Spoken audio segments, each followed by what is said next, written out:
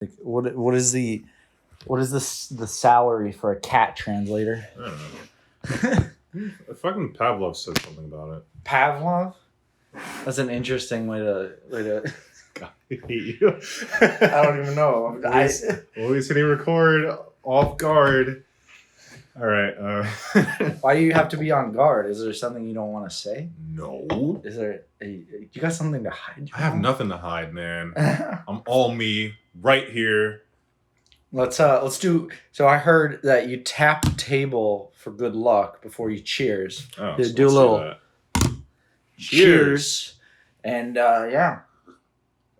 For context, we have glow up champagne glasses, champagne flutes made of the finest plastics. Yo, the finest polyurethane money can buy. We got LEDs in it. So every time we take a sip, it's like a laser light show. Pretty much. But man, fucking, oh my god.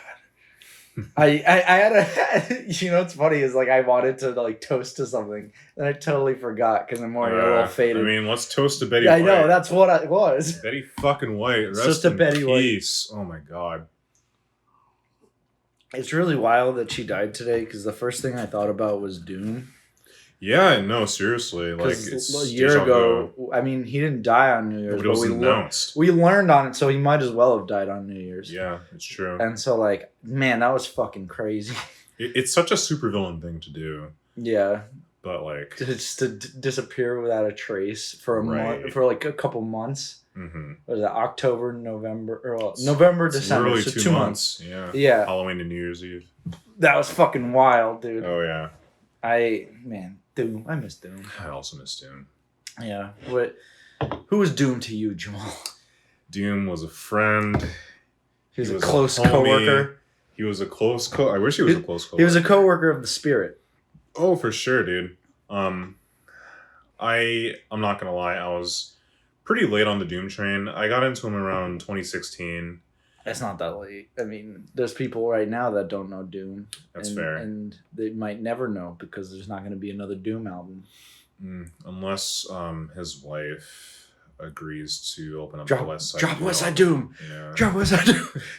At this point, I'm just like, hey, yo! But yeah, I had known about MF Doom a little longer before I started actually listening to him. I want to say around 2014 when I was really getting into just old school and underground hip hop.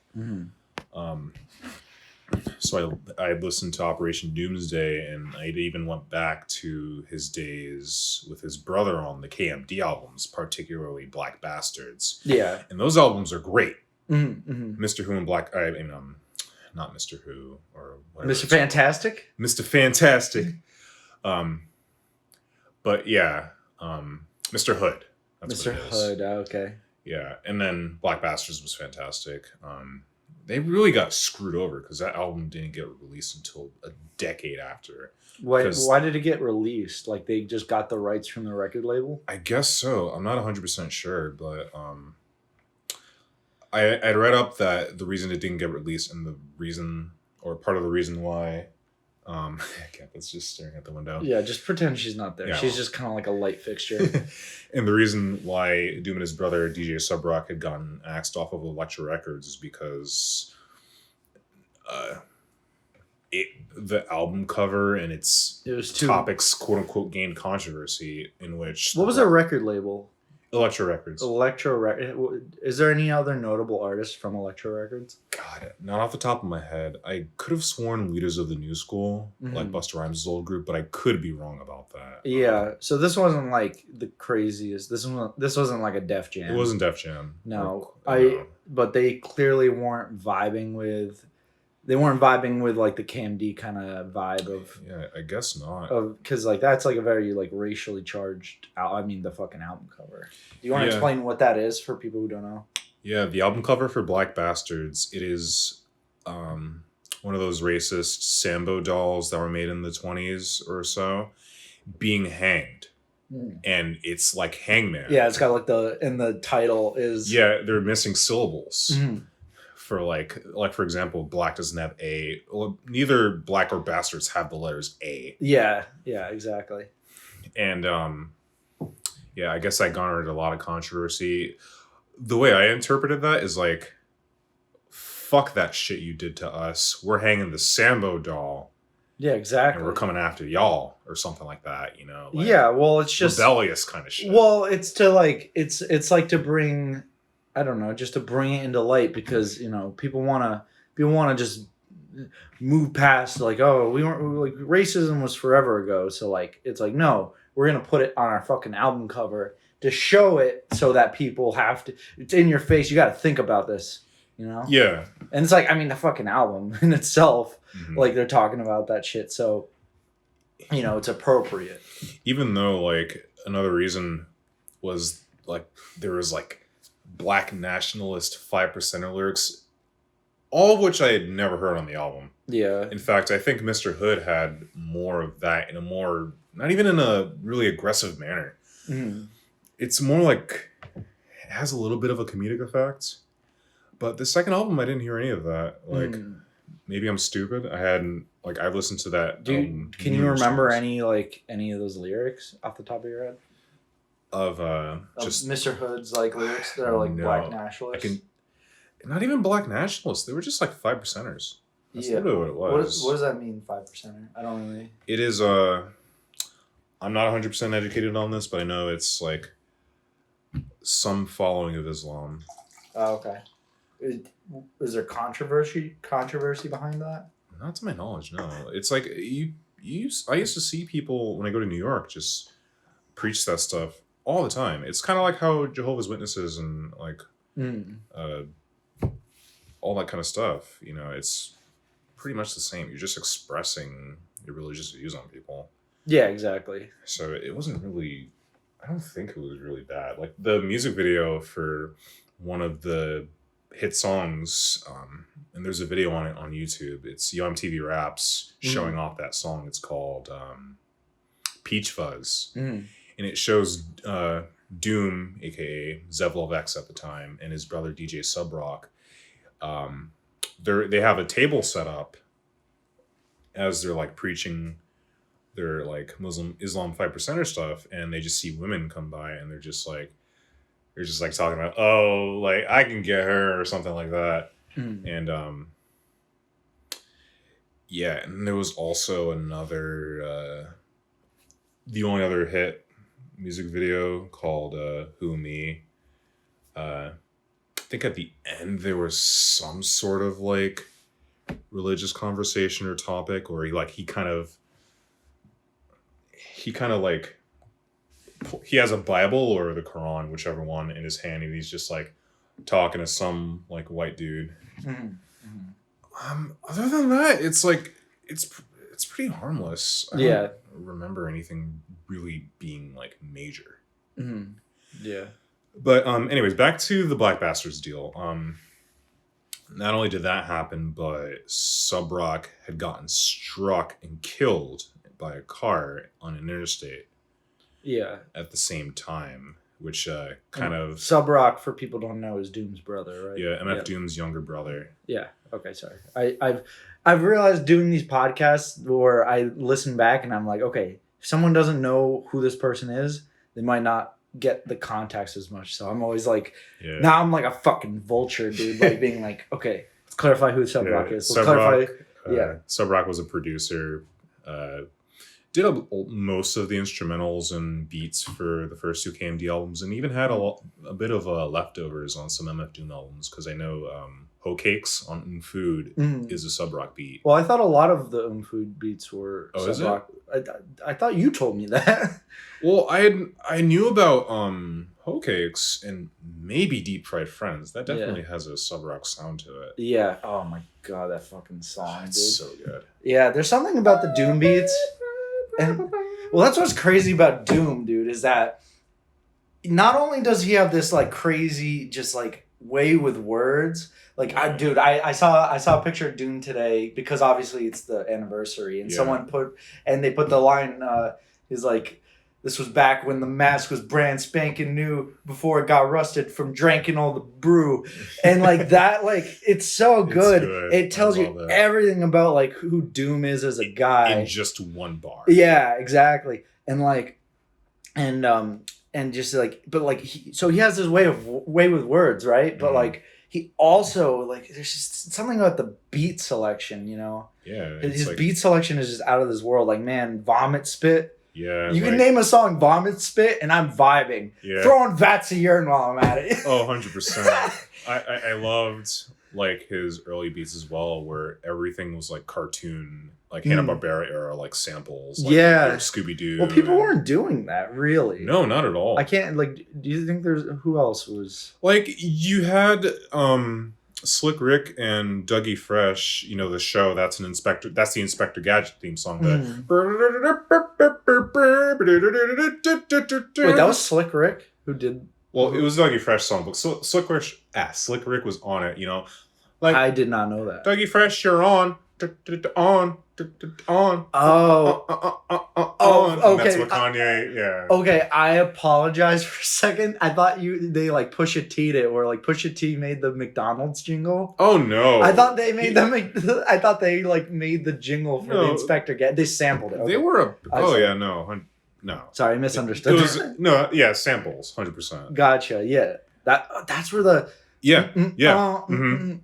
oh, holy shit. Yeah, it's funny because like there's some people that know forever as like a Kanye thing, but obviously it's Outkast. And that was like only what a 4-year gap in between. Yeah, exactly. Because Stankonia is like 2001, 2000, right? It's 2000, I believe. Yeah, 2000 or I think it's 2000. Okay. Yeah, Stankonia's 2000, then obviously we got Kanye. And so, what were we talking about? Doom. Yeah, no, something about his beats, man, and like the people he works with too, like Danger Mouse. In Madlib. It's funny that I bring... The reason I say Danger Mouse without even acknowledging Madlib right now is because, like, you know, Madvillain is like that project. It's the fucking best. It's like that project. Man, like we had Matt on the podcast and he hasn't even really listened to Mouse and the Mask. Have you only a few songs. That is the most slept on Doom album, man. I remember Elo Govna. That's not on. That's not Danger Mouse. That's JJ Doom. JJ. That's the JJ. The Danger Mouse album. That's like, oh, we'll listen to some of that after. Oh, absolutely. But that fucking that shit. It's like the beige album cover with like the Doom mask kind of. Mm-hmm. Yeah, it has all the Adult Swim. Like it's an Adult Swim album. Like like a bunch of them are like Master Shake asking to be on the album, and at the end he calls them up and like tells them off. That's great. And then there's like one of the songs, Mincemeat. Do you know Mincemeat? Probably not by name. Oh, it has a sample. He's like, fucking, what's the sample? God, I wish I wasn't this drunk. Fucking, what's the sample where he's like, I'll make mincemeat out of that. And then, that sounds familiar. Is it what's Sylvester the Cat? I think it's Sylvester the Cat saying, I'll make mincemeat out of that mouse. No, well, who would he be? I don't know. It's a cartoon character saying, I'll make mincemeat out of that mouse. And it's the mouse. It's a Danger Mouse album, but they put, I'll make mincemeat out of that beat mouse. You know what it might be? Mighty Mouse. Yeah. It's probably Mighty Mouse now that you say that. But yeah. So it's like a cartoon and they just add in beat. It works so well, dude. Oh, and like the beat, I don't even know. It sounds like some fucking what was Oogalooga from? Oh no, Clutch Cargo. Okay, wait, let's clarify. Clutch Cargo is a racist show from. I mean, I'm not gonna say it's a racist show, but it's from a time of. It's a sign of the times. Exactly, and it's got some depictions of Eskimos in one episode that's not favorable. No, not. It's also creepy as fuck because it's cartoons that they put real live action mouths on. Look it up. Disturbing, weird. How much would it have costed for 2 frames of mouth movement? I mean, maybe we had a visionary on board. Clutch choice. Yeah, they wanted to switch it up. But yeah, no, very unsettling. You see mouths moving on. It's very disturbing. It's like that tree from Courage the Cowardly Dog. Yeah. But yeah, they what was I saying? How did I get here? God. Samples. New Year's. Doom. Yeah. The beat is like.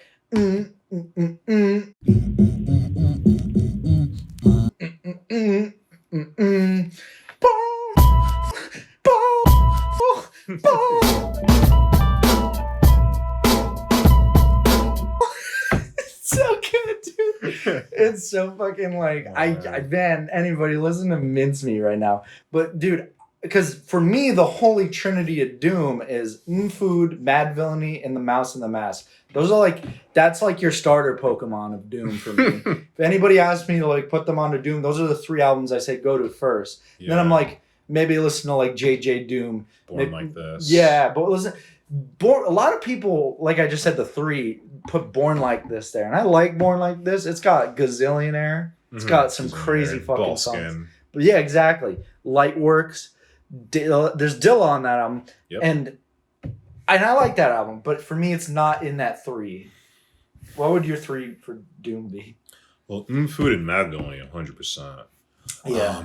I don't know about a 3rd album though. You know, like part of me wants to say Operation Doomsday, but me, I pick the Operation Doomsday has some of the highest highs of it, like Rhyme Like Dimes and Doomsday, and like, but I don't like all the songs. No, that's the one. That's what holds it back. Like if everything reached Rhymes Like Dimes for me, that would be the best Doom album. Oh yeah, dude. But it's he was really that was the first Doom album really, so it's like that's like he was kind of like he was like really like transitioning from Zevlov X to Doom. Yeah, man sat down and was like, I'm gonna wear a mask and I'm gonna rap like I'm a villain. Yeah, like for reference, guys, MF Doom, for those who don't know, his persona is very much themed after Dr. Doom. Yeah, I feel like anyone that's listened this far probably knows who Doom is. Him up by now. Yeah.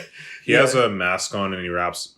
And he just has it in public every time. And even though it's technically the mask from Gladiator, but it just works. Oh, it's perfect. It's whenever you think of that mask, you don't think of Gladiator, you think of Doom. Yeah. Ridley Scott's getting his money's worth just off of him alone. Oh, 100%, dude. You know?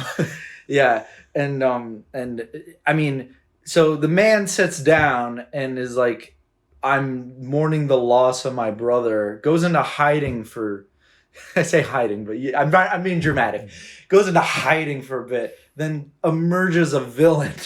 Yeah. And like, that's the whole like villain story. It's so cool. Yeah. It's like such a fucking, it's fucked up and dark considering what he went through. Yeah, it's true. The line between comedy and tragedy is very thin. Yeah. And it's like, Doom, it's like it's funny and it's also cool and it's like, whoa, that's dark. There's so many elements and that's like why people feel so cool about Doom. And what's the natural progression? You get to a point where you're rapping from the perspective of a kaiju. Yeah. Do you know what I'm talking about? Yeah, he used to be King Ghidorah. Yeah, King Ghidorah. Yeah. Have you listened to the King Ghidorah album? No, I haven't. That's one of my least listened to albums, but you go from rapping from the perspective of like a character villain to I am not just a villain, but I'm a giant dragon terrorizing a city. There's nobody like him. And that's not even like, and he expressed his love for like kaiju and other like tokusatsu, even from like the well, I would imagine it would be pretty wild to make an album like that if you didn't like it. Yeah, no, there was an early member of KMD who went by Rodon, and that Rodon's like the pterodactyl kaiju. That's funny. If I recall correctly, Godzilla purists correct me if I'm wrong. See, this is why I can't fuck with country music. How do we get here? Because man, you some Wu-Tang, man. Yeah, dude. All the dudes in Wu-Tang are super into comics. I listen to Pierre Bourne. Got a song called Planet Namek. And like he's constantly making Dragon Ball Z references. Like hip hop fucks with things I fuck with. Oh yeah, nerd culture is very prominent. Exactly. Culture. Like, the crossover of hip hop to like nerd culture is what, and even like we were talking earlier, like, about the whole cartoon thing with Doom. Yeah. And like, man, Wu-Tang's still in the 90s, man. Like, yeah, dude. Have you ever seen Method Man's action figure collection? No, I haven't, but I'm sure it was huge. He's got you should look that up sometime. He's got this crazy action figure, also comics. Yeah. Like, oh, dude, Method Man's the man. Method Man's awesome. Oh man, does he rap anymore? No, he's more acting. I miss it, dude. And like, last time I saw him, he was in a canceled show called The Breaks, which is kind of a story about how a rapper producer kind of like they're trying to make their name into the rap scene in the early 90s.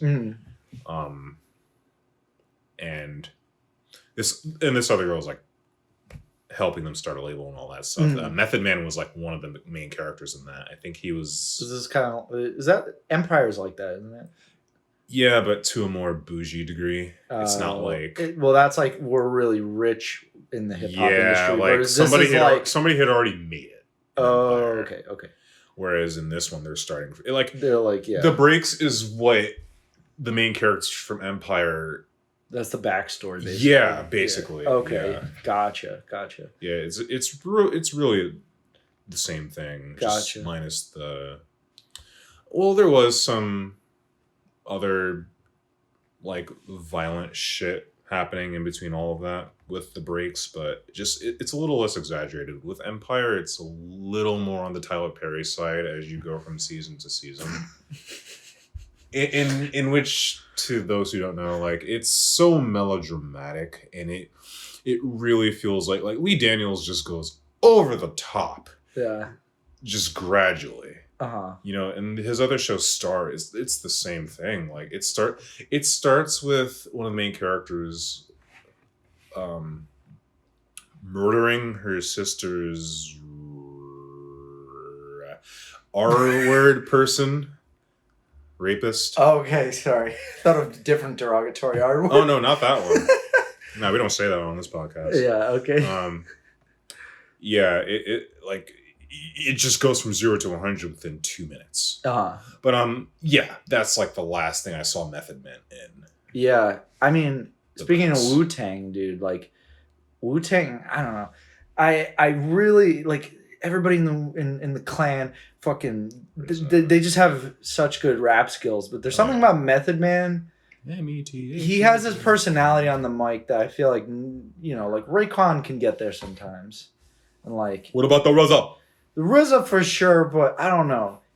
Method Man just has this swagger. Yeah. I don't know, because like Raekwon, it's more like I want to hear some like gritty shit. Yeah. I want to hear struggle. But like you see like Method Man on Jimmy Fallon because the dude just talks well. You know what I mean? Like he's just like he's that guy that it's like if you invited Method Man to your bar mitzvah, he'd show up. Oh fuck yeah.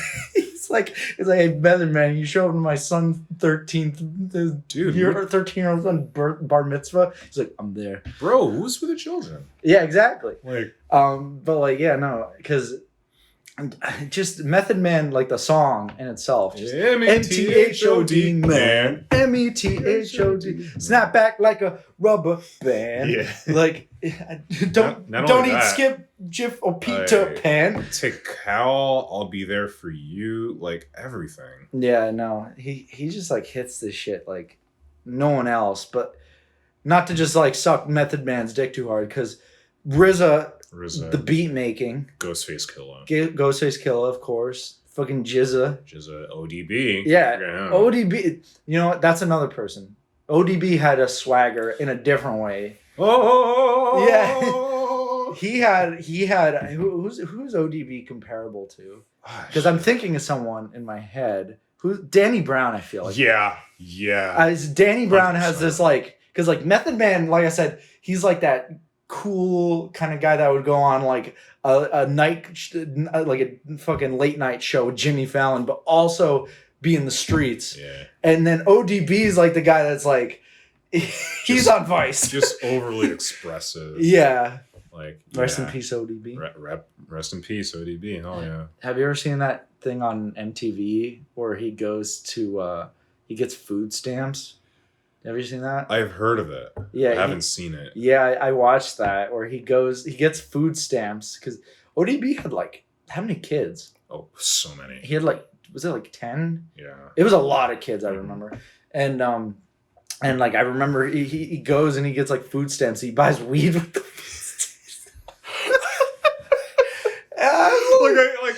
I heard about the food stamp story, but I thought I was gonna go to a more charitable thing. Like who else, dude? Yeah, that's amazing. But that's who he was, yeah, man. dude. Oh man, ODB was like he was a whole nother level. He was an interesting guy. He definitely was a complex human being. Oh yeah, because like I mean, have you ever seen like the interviews of his kids? Like some of them like really like him. I feel like some of them don't fuck with their dad because like they didn't really know their dad. Oh yeah. Think about it. Like it's like he was famous, and there's a lot of them.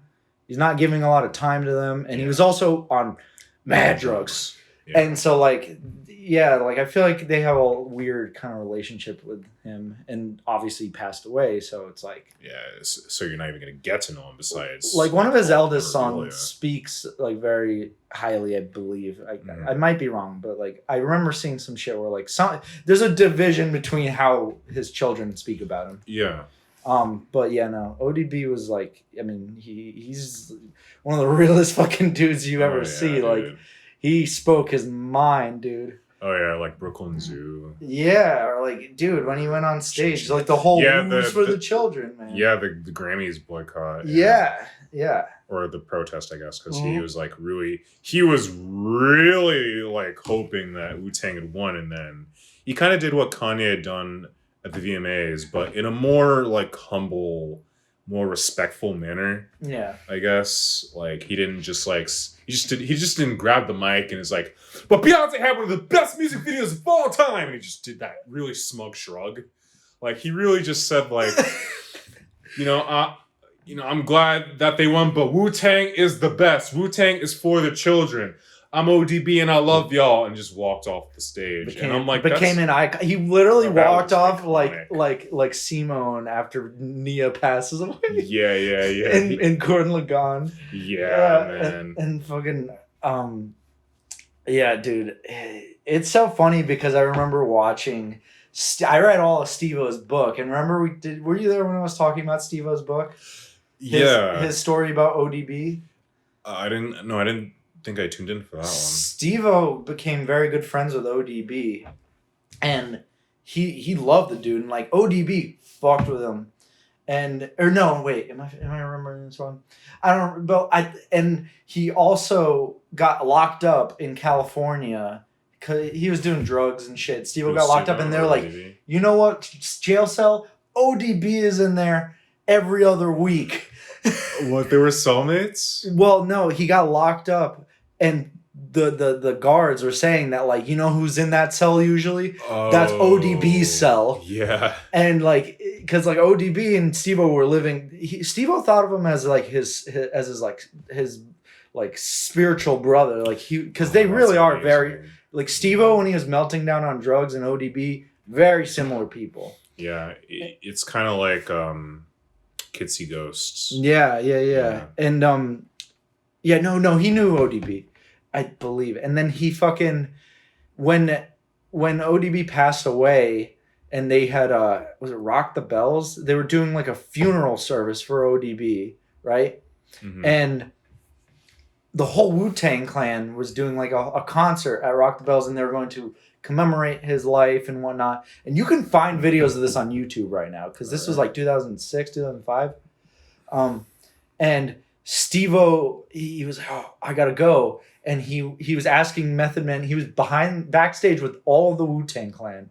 And he was like, okay, he's like, he told them that he was going to, he does a thing where he strips down naked, mm-hmm, with his dick out, does a backflip, and then when he lands after the backflip, he like grabs his legs together, and then his dick's like squished between his ass cheeks, and so it looks like he has a mangina. Yeah. And like he was gonna do this whole thing, right?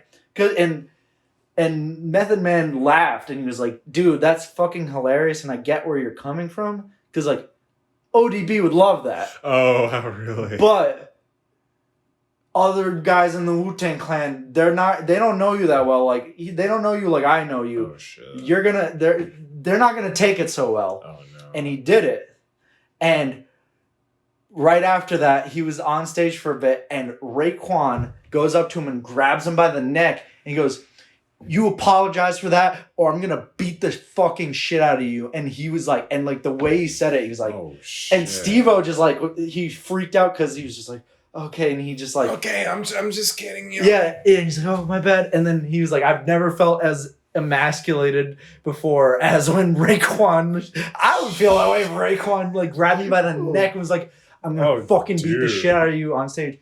Apparently, like ODB's mom was in the audience, and like, oh, you had a lot of moms.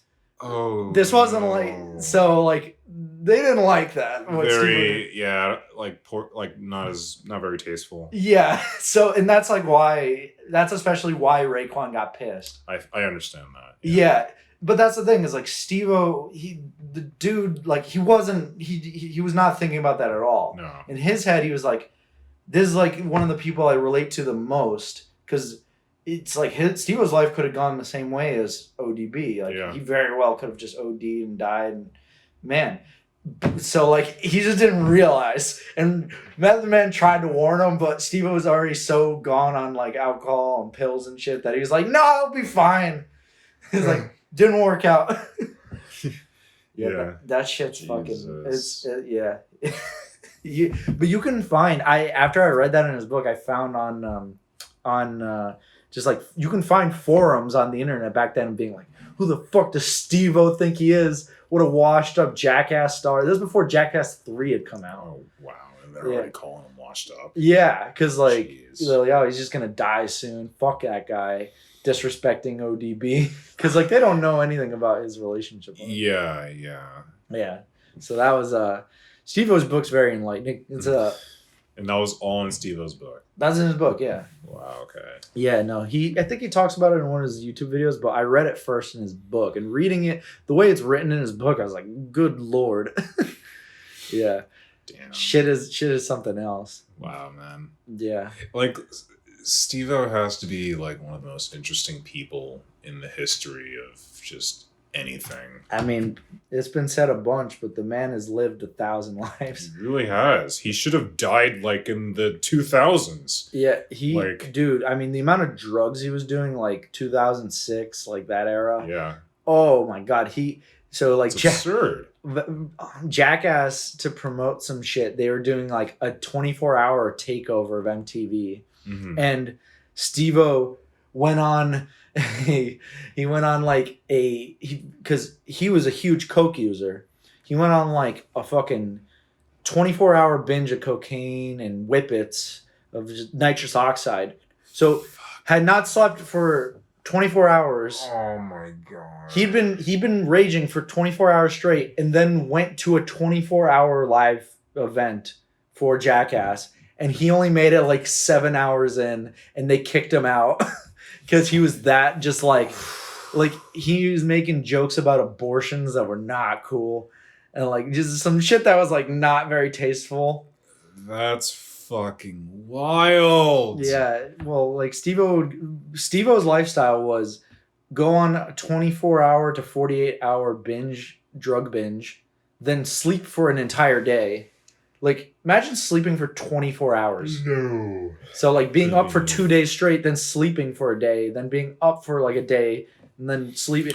He would just... It wasn't like, like how a normal person splits their day into sleeping and being awake. It's just, like, all awake, all sleep. All awake. So, like, you have days where you do nothing. Oh, man. I couldn't ever do that. Yeah. No. You're also not horribly addicted to cocaine. Fair point. We'll get you on cocaine, then you can do it. No. I believe in you, Jamal. No, I'm sure. Shit's rough. I remember you were talking to me about when Kid Cudi first started like blowing up, or was it when he started like really collabing with Kanye and all that kind of stuff? Like he really got he was extremely happy. He just had a super high off of it. But then the minute all that stops and he goes back home, he's just kind of like really. Well, even fucking worse than what you just said. He wrote one of the greatest choruses I've ever heard on Gorgeous in Hawaii. Yeah. He's wearing a tuxedo in the studio with Kanye, Jay-Z, Pusha T is there. Fucking Charlie Wilson is there. Whole squad. Everybody. All the good music in tuxedos. And he goes out, he smokes a cigarette, looking at the trees, looking at the beach in Honolulu. And he writes the entire chorus to Gorgeous. And he goes into the studio. Jay-Z, Kanye, all of them are sitting there. And he just starts spitting that chorus in the studio. And they're all sitting there. And the look on Jay-Z's face, Kanye's like, ooh! And he feels elated because it's like, I just spit one of the best choruses ever. And he said 10 minutes after that, he felt depressed because he's like, how am I ever going to feel that? Is it going to get better? Well, he's like, how am I? It's like a high. It's like, how do I ever get back to feeling as good as I just did? So immediately after doing that, he's back to how do I top this, or how do I get back to feeling that way where I'm doing some shit like that. Yeah, and he's back in it. And he's just back home, not in Hawaii, doing all that. Yeah, well, then that's like when he's even more fucking depressed because he had a meteoric rise when fucking not even Man on the Moon. Man on the Moon was a fucking huge album. Yeah, but Kid Named Cudi is fucking one of the most legendary mixtapes ever. Oh yeah, and he put that out, and he got someone. That's like what got him noticed by Kanye, and so he puts that out, and then immediately his life changes, and then he puts out Man on the Moon, and then everybody knows Pursuit of Happiness. Oh, yeah. Everybody knows Day and Night. Oh yeah, Day and Night was like a #2 song. I heard that every single day on the bus ride home from middle school in sixth grade. Yeah, I remember hearing Day and Night in middle school, and I was like, oh yeah,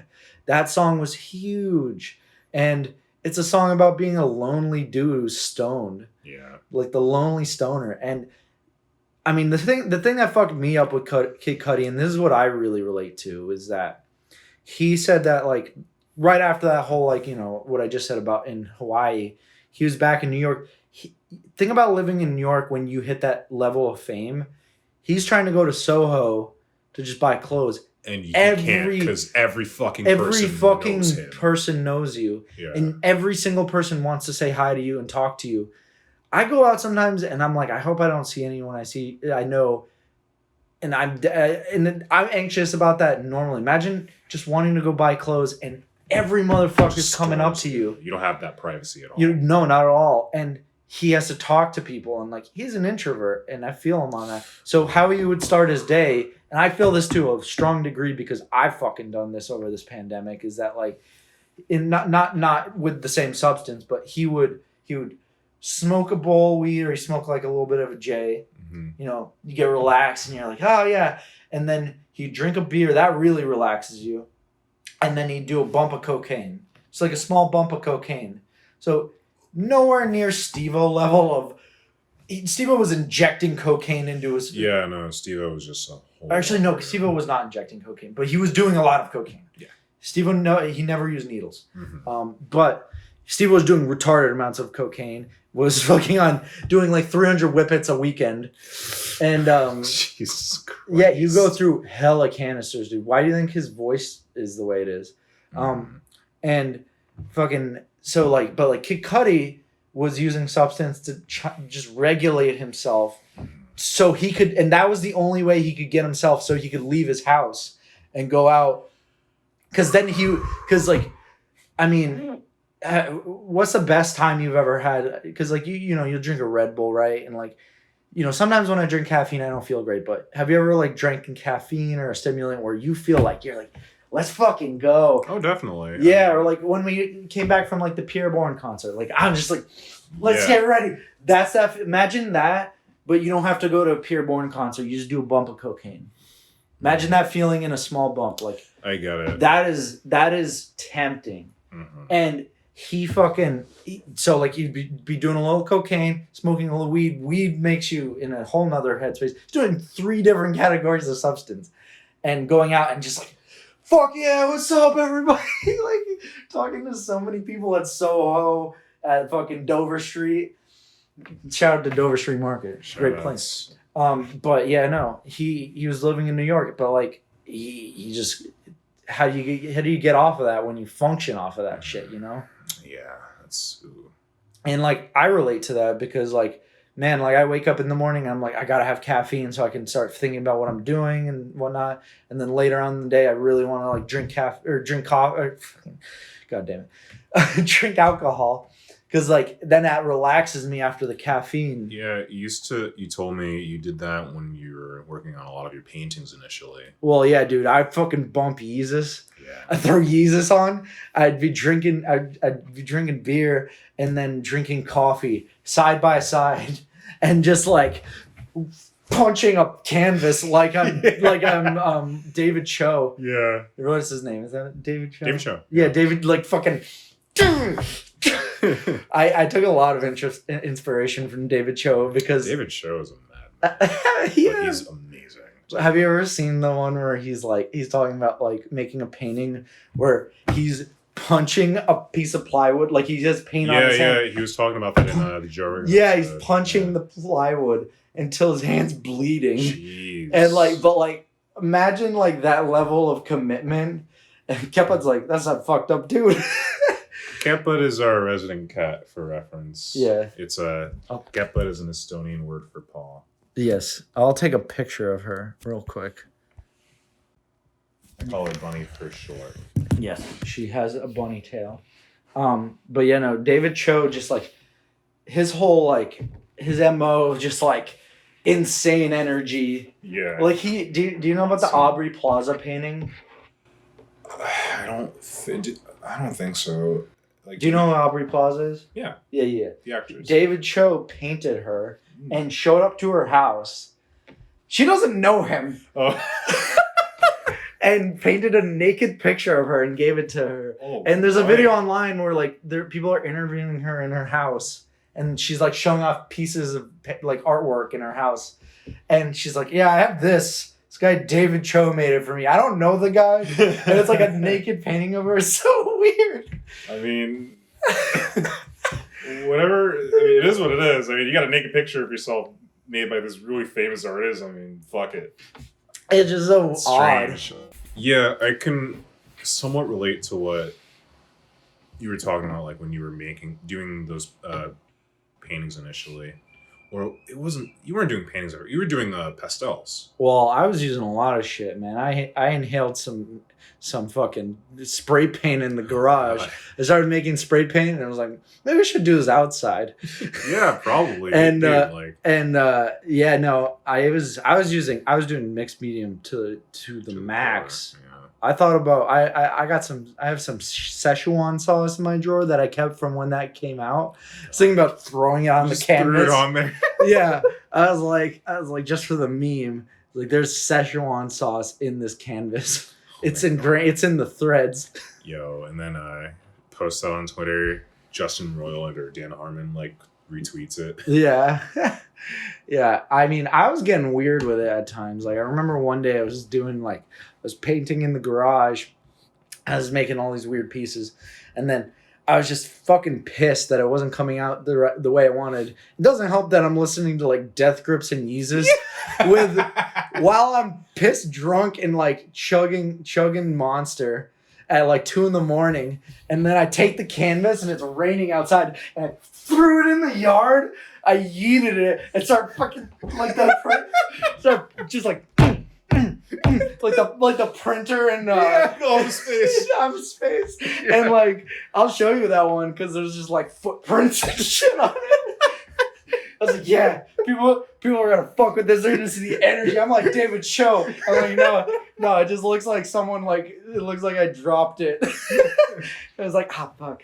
Man, Oh, dude, you fell off, man. You're doing shit on tablets now. I miss this vibe. Oh, you haven't seen... Oh, I gotta show you the painting I've been working on. Oh, fuck yeah, dude. Yeah, it's... I feel like now that I'm listening to all this, I feel like I haven't been contributing my part to society of fucking shit up before finalizing and mixing and mastering it, essentially. Yeah, dude, punch a hole through your laptop before you post a pixel. Yeah! Just disassemble all the keys. But, no, I could relate in terms of just, like, getting that, like, high going. Because around the same time as you were doing that, like, I hit a somewhat low point by the end of 2020. And I was just like, all right, I need to do something to stimulate just me feeling accomplished and fulfilled at least once a day. And I was like, oh, I do pixel art. You know, it isn't very refined at the moment, but let's change that for a minute. And this was around the same time I was playing a lot of games on Steam because I had just gotten back into gaming that same year. So I was playing Celeste. I was playing Celeste. No, that was a little later. That was like, no. I was playing.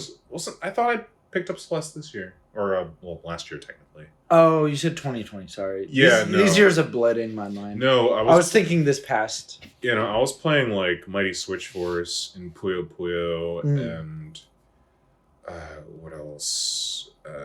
I had Mario on the mind at least. Katamari. No, that was a little later. That was a little later. When I had COVID, I was playing a lot of Katamari and Twinkle Star Sprites. Fuck yeah. Yo, guys, before I go back to our topic, play Twinkle Star Sprites. Get a hand on it somehow.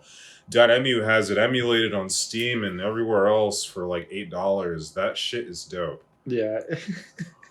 But anyway, go on. But yeah, and I would just take the time, and I always start out my drawings by just drafting up something on paper, and then I either A, scan it, or B, just do it from scratch, looking at that drawing as reference. And most of the time the latter works out much better somehow, and I can't explain why. I guess when you're doing it from scratch, you're keeping in mind, like, all right, it's supposed to look like this, but in pixels, instead of just going off of a scan where things are just going to look janky anyway and you got to change them. No, just do it the same way you do other pixels from scratch so that you don't have to worry about that. Yeah. And that's what I was talking to you before about, like the whole Amy Rose spread I did a few months ago. That I still haven't shown many of anybody online. I'll get to that soon. Oh yeah. But anyways, I got the exclusive deets. You got the leaks. Yeah. But yeah, I did that like almost every day, you know, whether it took me a day or 2 or 3 days to finish at least one spread. I was just on that grind day by day. You're on that Sigma male grind set. And to keep myself going, I was like meditating. I was bumping all my favorite music while talking to you guys on Discord. And I had a decent amount of beer left over from the holidays. Beer and Mike's Hard Lemonade, you know, whatever malt liquor I can get my hands on. And I was just sipping, just listening to David Banner, Cadillacs on 22s. Oh my god. Cadillacs on 22s. That's a great fucking song. Hell yeah. Man, have you seen the music video? Yes, I have. Yeah, they got the Mississippi Pimps jerseys on in that music dude. video. And then it's the weirdest music video because I think of that song as being like really lighthearted. And, but it's like depressing. Well, yeah, dude, kid died. gets like killed. Kid gets hit by a car or some shit. Yeah. I remember I was like, what the fuck? This is the Cadillacs on 20. It's weird when you hear a song and then the music video does not fit what you expected. Oh yeah, totally. Like what we were talking about before. We were playing Kaizo Mario, this ROM hack called Super Quickie World, in which one of the themes was push it to the limit. Like, push it to the limit.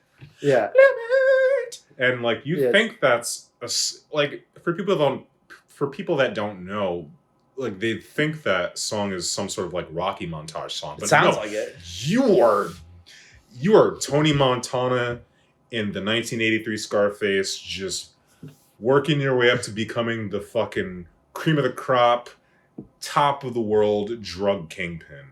Yeah. With like literally like loads and loads of cocaine. Oh yeah.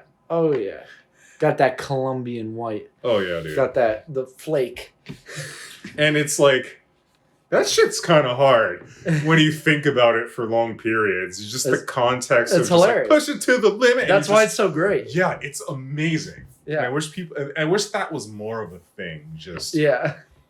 See, that's a reference. We've brought it full circle from episode 1. Is the ROM hack, having in ROM hacks, like we basically have a Scarface reference in a ROM hack at this point. Yeah, like that's what I love about just the people who are doing this. They're really about the culture. They know all the great, like the deepest of the deep cuts. Oh, we got Mad Mr. Gimmick. Okay. Mr. Gimmick is on the NES / you okay? No. What happened to you? What's become of you, Yuck? Wrong pipe. Oh, wrong pipe. Oh, shit. Man, sometimes, you get mesmerized by the glowing champagne flute, and then you almost suffocate yourself with High Noon. Oh, man. But I'll give you some time to just recuperate. I'm listening. Mr. Gimmick on the NES / Famicom is has one of the most godlike soundtracks of the entire 8-bit era, and Strange Memories of Death. The unreleased song that is one of the best songs. Look that up. Strange Memories of Death. Happy Birthday. Shit slaps. The entire soundtrack is full of straight bangers.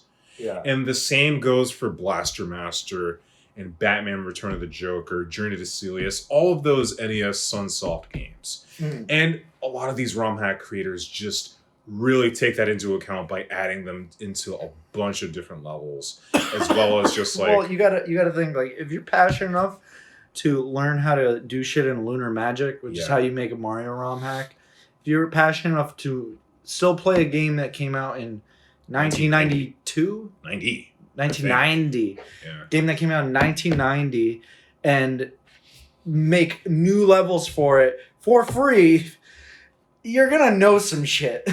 Oh yeah. Man. Like I like fringe communities of people because you learn some shit, man. Mm-hmm. Whatever it is, video games, music, like you get some fucking people that know what, like, how does anybody know that, Yeah, dude, like 100%. Yeah. How do we get here anyway? We're talking about push to the limit. We're talking about but before that, how do we get to I think I died and then we started talking about it. No, like I was talking about like grind on like art. Oh, you're talking about Catalog's on 22s. Okay. Yeah. We're talking about just like grinding on that.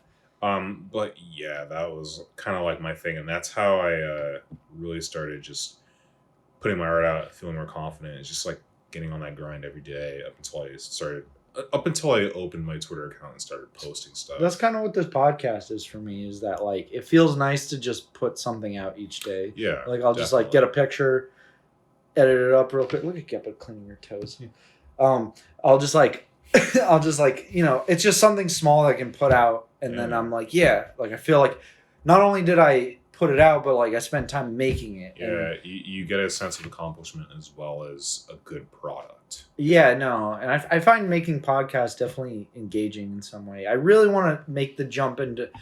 It's funny because like half of these podcasts, I've been just like, I want to make the jump into making a ROM hack. I want to make the jump into doing this or that. Like, I want to make some video essays. I really want to make one on Celeste that I've thought about for a while. I almost want to start making One Piece chapter reviews because, like, I don't know. I just read One Piece every week. You might as well. Yeah, it's like I kind of want to just... But, like, the people I watch that make One Piece chapter reviews, all they do is make One Piece content. Yeah. I want to be like a Moist Critical where I'm all over the map. Where I'm just doing fucking whatever. Like, I'm drawing one day. I'm streaming Kaizo Mario the next. Mm-hmm. I'm fucking punching... I'm fucking disassembling my painting in the rain another day. Fucking bringing them out behind the shed. I mean, dude, you're doing like what like people did in the Warhol era.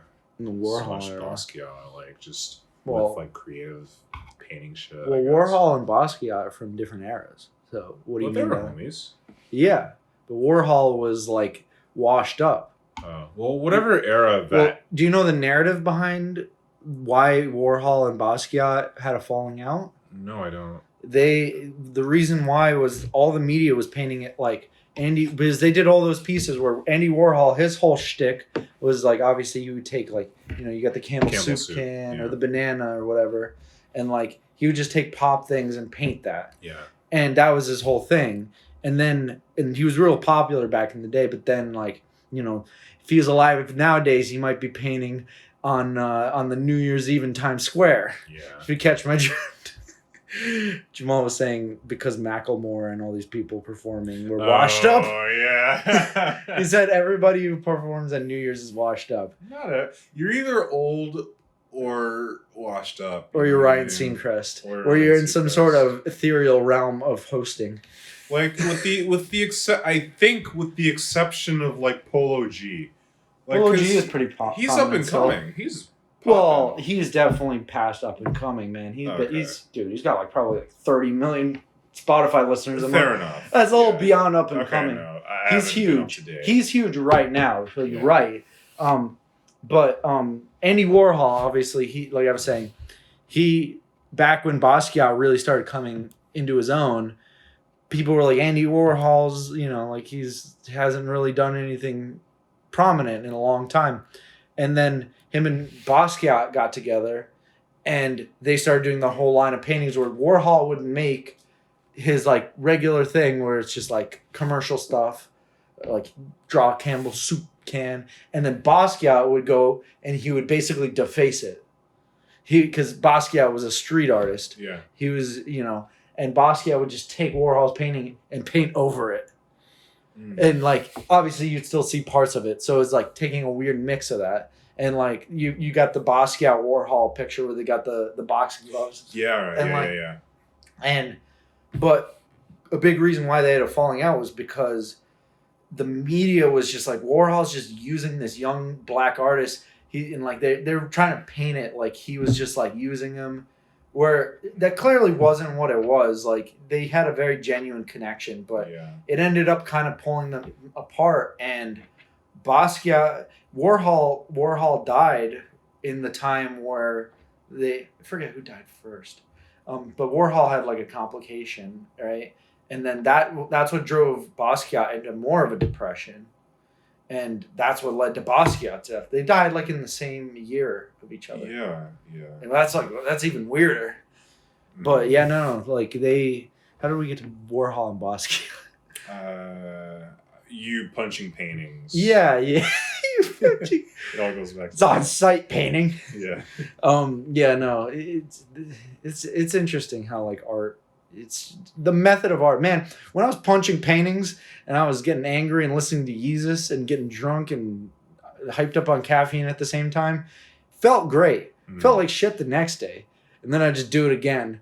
And I did that for about a month and a half, and I was on this crazy high, and then I just came down and I drew that fucking one where it's that dog that says die and that horrible nightmare. Oh, God. Where it was I was everyone in my family wanted me dead, and and I had this, and I was I kept saying that wasn't the case, and they were no, we want you dead, or no, they just they were just so angry at me, and I didn't know how to deal with this, and then I started painting this dog, and I was just die, die, die. I was writing that on it, and then so the next day I painted that painting.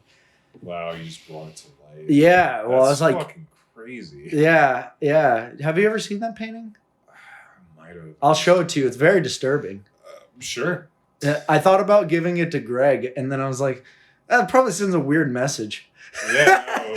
I was I just think it looks cool at this point. I'm so detached from that. Hey, dude, would you like some death art? Yeah, you want some art that comes from the crypt of my soul falling apart? Yeah. you want brain melting down and depression. Here you go. It's like a happy birthday. It's something you give to your goth friend. Yeah. I don't know. I feel like goth is more of a lifestyle where you're just like, I like the aesthetic. I don't know. It's definitely case by case. You have those, and then you have like, I don't know. I mean, I don't know enough. Yeah, I'm talking for goths. You know, we need a resident goth on the table in the pod right now to speak for it. We need the CEO of goths. You know, Whoever the hell that is. Well, I mean, it would be Edgar Allan Poe. Yeah. Honestly. True. True. Good Lord. That's literally what it is. Bro. I mean, man, every fucking writer, like older writer and like poet. Virginia Woolf. That's all, dude. Fucking what's it, Hemingway? Hemingway. Yeah. The CEO of goths. Is it Emily Dickinson? Yeah. Yeah. Such a fucking funny way to look at it. Bro, I mean, you know who's a wild person that you just made me think of is what's his name? God. This is the problem with drinking and doing a podcast at the same time. My ability to recollect things is awful. Fear and Loathing in Las Vegas. Yes. Have not seen it, but I know of it. Yeah, what the fuck? Why can't I think of his name? The fat guy. Yes. Yeah. Okay, anybody that's listening this far knows what I'm talking about. It's the dude. I apologize. But yeah, dude, I mean, we were talking about Kid Cudi, like his morning routine. Look up the Joe Rogan video where Joe Rogan reads off his daily routine. It's like every 15 minutes he's there doing like drinking or like doing coke and smoking cigarettes. Mm-hmm. and like he ended up killing himself. While his kids were at his house, they're older, but still, he just like he heard a gunshot and like his dad killed himself. But yeah, no. You've never seen the movie Fear and Loathing? No, I only know of it. Oh, dude, fucking incredible movie. Isn't it just going to the casino and just getting fucked up? Well, he's a journalist and he's going to like write about like that culture, and he's like. He has like some sort of thing he has to write about. The dude from what's it called? Who's the dude in the second Star Wars movie, this new trilogy? He was like that. He's kind of like that hacker guy. DJ. Yeah. I don't know his Guillermo del Toro. Is that no? Guillermo? No, he directed like Pac Rim and Social Network. Oh, No, that's another. No, that is not Guillermo del Toro. No. I'm trying to think because Captain Christian does videos on like all these. No, that's There's a Guillermo in that movie he's the hacker dude in the Star Wars movie, and oh my god, the scene where they enter the hotel, they just like have to go to their hotel, and like all those like like the Persian rug upstairs, like all those patterns start moving around like crazy. I was insanely baked when I watched that movie, and it's just like the trippiest, weirdest movie. And you know what song plays in it? It's not unusual to be loved by it all comes full circle. When he's driving into Vegas, that's what's playing with all the lights. Yeah. And I was like, the Carlton. For context, we were talking about Alfonso Ribeiro earlier. Yeah, we were watching his Dancing with the Stars performance. Yeah. But yeah, that's what's playing in that movie. Dude, Johnny Depp, incredible. Mm-hmm. Yeah, I watched that movie and then watched a horror movie, high as fuck, got scared, woke up at 5 a.m. Chris had not gone to sleep because he was playing Warframe all night. And oh my god, Warframe. And me and him watched The Big Lebowski at 5 a.m. My parents had been gone. They went on vacation. Las Vegas? Yeah, no. They went on vacation though, and so we're just sitting. I'm watching the sunrise in the bonus room, smoking a bong inside, watching Big Lebowski. Shit was a vibe, dude. That sounds like a vibe, dude. It was nice. Have you ever seen The Big Lebowski? No. There are so many movies. Well, so many cult movies I have not seen. I've never seen Scarface, and I know shit about Scarface, but I've never actually seen it. Yeah. But Big Lebowski definitely has to go on the list. That movie is one of my favorite movies of all time. Mm-hmm. It's so fucking like, there's no movie like it, and that's why it has a cult following. Mm-hmm. And it's so fucking funny, dude. Yeah, there's always those like just cult films that are just like fuck yeah. And there's never going to be anything like this again. Yeah, exactly. And like, do you know who's in Big Lebowski? Shit, I do, but Obviously Jeff Bridges is the dude. And then you have Steve Buscemi as Donnie. Uh-huh. And then you have fucking what's the fat guy? Chris Farley, right? No. Chris Farley's not in it. Oh god. This is the problem. I can never remember people's names. What else was he in? I can't think of it off the top of my head. Goodman. Is John Goodman. I think John Goodman. Is it John Goodman? I think it's John Goodman. He plays. He's just like this fucking Vietnam War veteran dude, and he's just so out of his mind. Yeah. Oh my god, he's so fucking fun. That John whole Goodman movie. Yeah. John Goodman is not dead. He is not dead. What am I? Wasn't he Fred Flintstone? He might have been Fred Flintstone. I think it was Fred Flintstone in the first live action Flintstones. Oh my god, he might have been. Yeah. Yeah. That was a while ago. Uh-huh. What year did that movie come out? It's like 1991. Yeah, so that's young John. That's before the Big Lebowski. Yeah. God, There's another person talking about the Flintstones movie earlier. Yeah, well, I mean, it's just it makes sense that what we're talking about relates back. But I mean, the whole like it's just crazy like how. Yeah, I just totally forgot what I was gonna say. How cold the Big Lebowski is. Yeah, basically like yeah. There's also another person in that movie, but I don't want to give it away because I don't know. I think it's more fun because you probably know the actor and he's not in it for very long. It's like when, spoiler alert, Brad Pitt shows up in Deadpool. Yeah. It's like one of those things. Mm-hmm. It's like, oh shit. It's like one of those where you know the person like. That was fucking hilarious in Deadpool where the invisible dude is Brad Pitt. Yeah. You're just like, what? It's hilarious. Or, yeah. Speaking of which, do you know that they revealed what the invisible girl from My Hero Academia looks like? No. Yeah, one of the new chapters showed her. I am not far in My Hero at all. I never saw, I saw the, because people were posting about it on Twitter where it showed like, her about to be revealed, and I was like, "Oh shit, they're gonna show it!" Because the whole show, you're like, "What does that girl look like? She hot as fuck." I always imagined she was black. That was always my interpretation. What made you think that? I don't know. Just intuition. Survive? Yeah, I don't know. I just wanted more representation. Well, I mean, are there any? This is the bunny girl. Oh, that's true. She's a queen. Oh, dude, I saw a cosplayer of muscular her at Kineticon, and I'm like, oh my god. Yeah, she hits that like muscular girl type where like she's just sexy as fuck and like ooh. Something like I'm not really into Fire Force, but the Fire Force girl. Fire designs, Force. They hit that strong girl design real nice. Big time. Yeah, no, shit's nice. There's one other one that One Punch Man does that as well. I think. Yeah. That fucking. I haven't gotten there because I've only watched the show. But there's that really strong girl. Yeah. That I've seen. That I follow Murata draws her a lot. Yeah, exactly. Yeah, no, Murata's so good at drawing. My favorite manga artist of all time. We talk about the same things fast too. We're like, oh, ROM hacks, Murata. We're just talking about the same shit. Well, it's because everything is just so good. You don't. Cheers to recycling things. Well, it's only been like 2 days since we did the last podcast. That's true. So we kind of are in the same mindset. Fair enough. Yeah.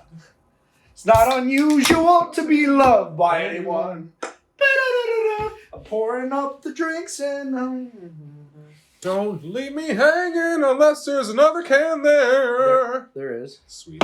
Gibbo, do you want some? Just kidding, you're a minor. Yeah. Well, I mean, with Kat years, she's like 3. I don't know. I think it counts. Disclaimer, don't give your cat alcohol, though. Regardless of age, cats probably shouldn't drink alcohol. We just wipe some of this spilled alcohol on this table. Is that necessary? Oh, I realized we didn't put the gnomes on the table. Oh man, nor the Berserk manga. Yeah. Well, the gnomes are like essential. Like the berserk, you can have it, you can not have it. The Okay. gnomes, like, all right, sit down now. Okay. Do they not tie the table together? It does. Right? Yeah, There's something. Me and Greg talked about it on the podcast. Where like the gnomes do something, man. They tie something together. It's like, Yeah. my brain feels a different way. I'm in a different room now.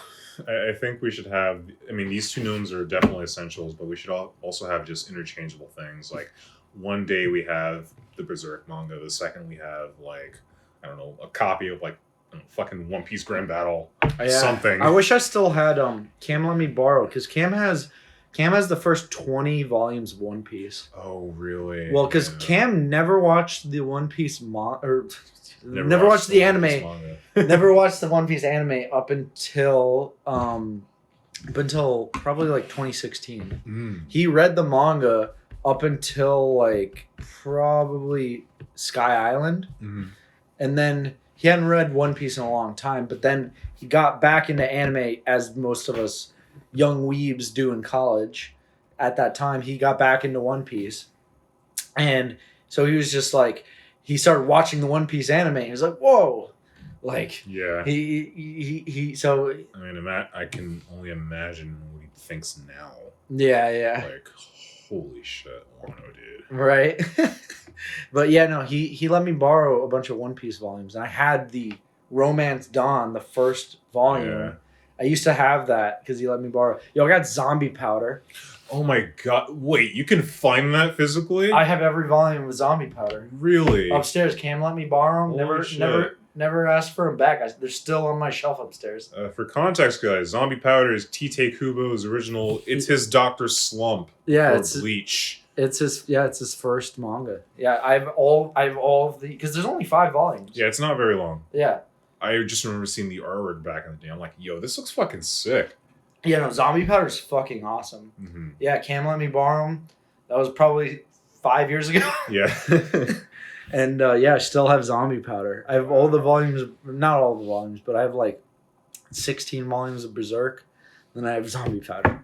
That's it. And I have what's it called? I have Nausicaa. Nausicaa. Yeah. Like you always have like a lot of the big hit like mangaka always have like a deep cut under the belts that not a lot of people know about. Wanted is the One Piece. Well, Oda's first. It was just him. They're all like separate stories. It was just kind of him practicing making manga. Yeah, and the same for Toriyama and Dragon Boy before it became Dragon Ball. Dragon Boy. Yeah. Dude.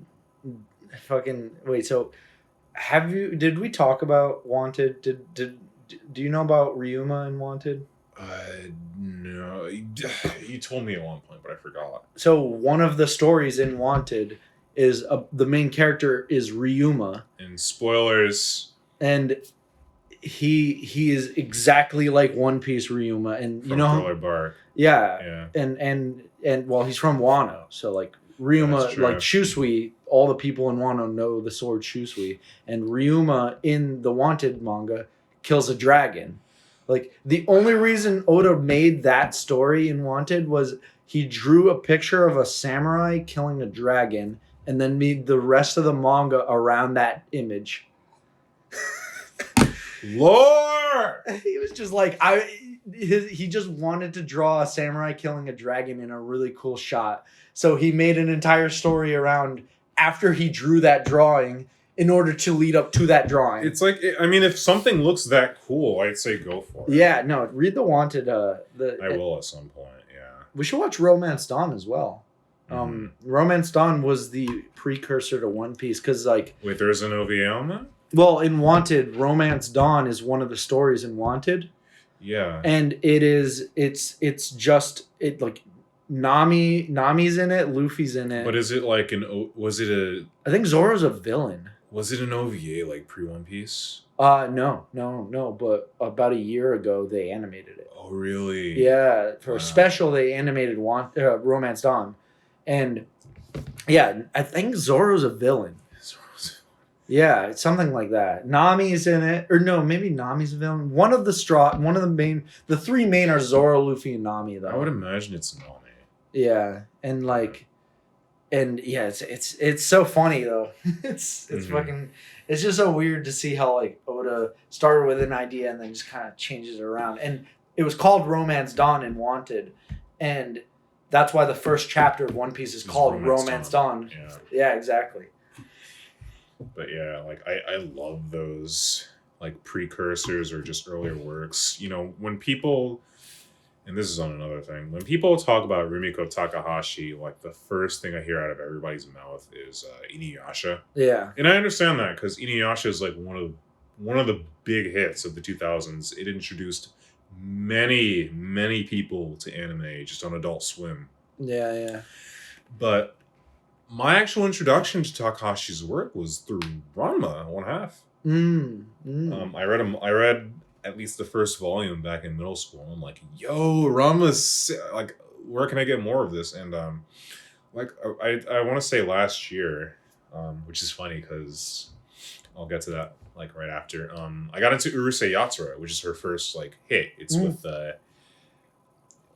basically alien wife marries very unlucky perverted kid that everyone hates, and it's the funniest goddamn thing.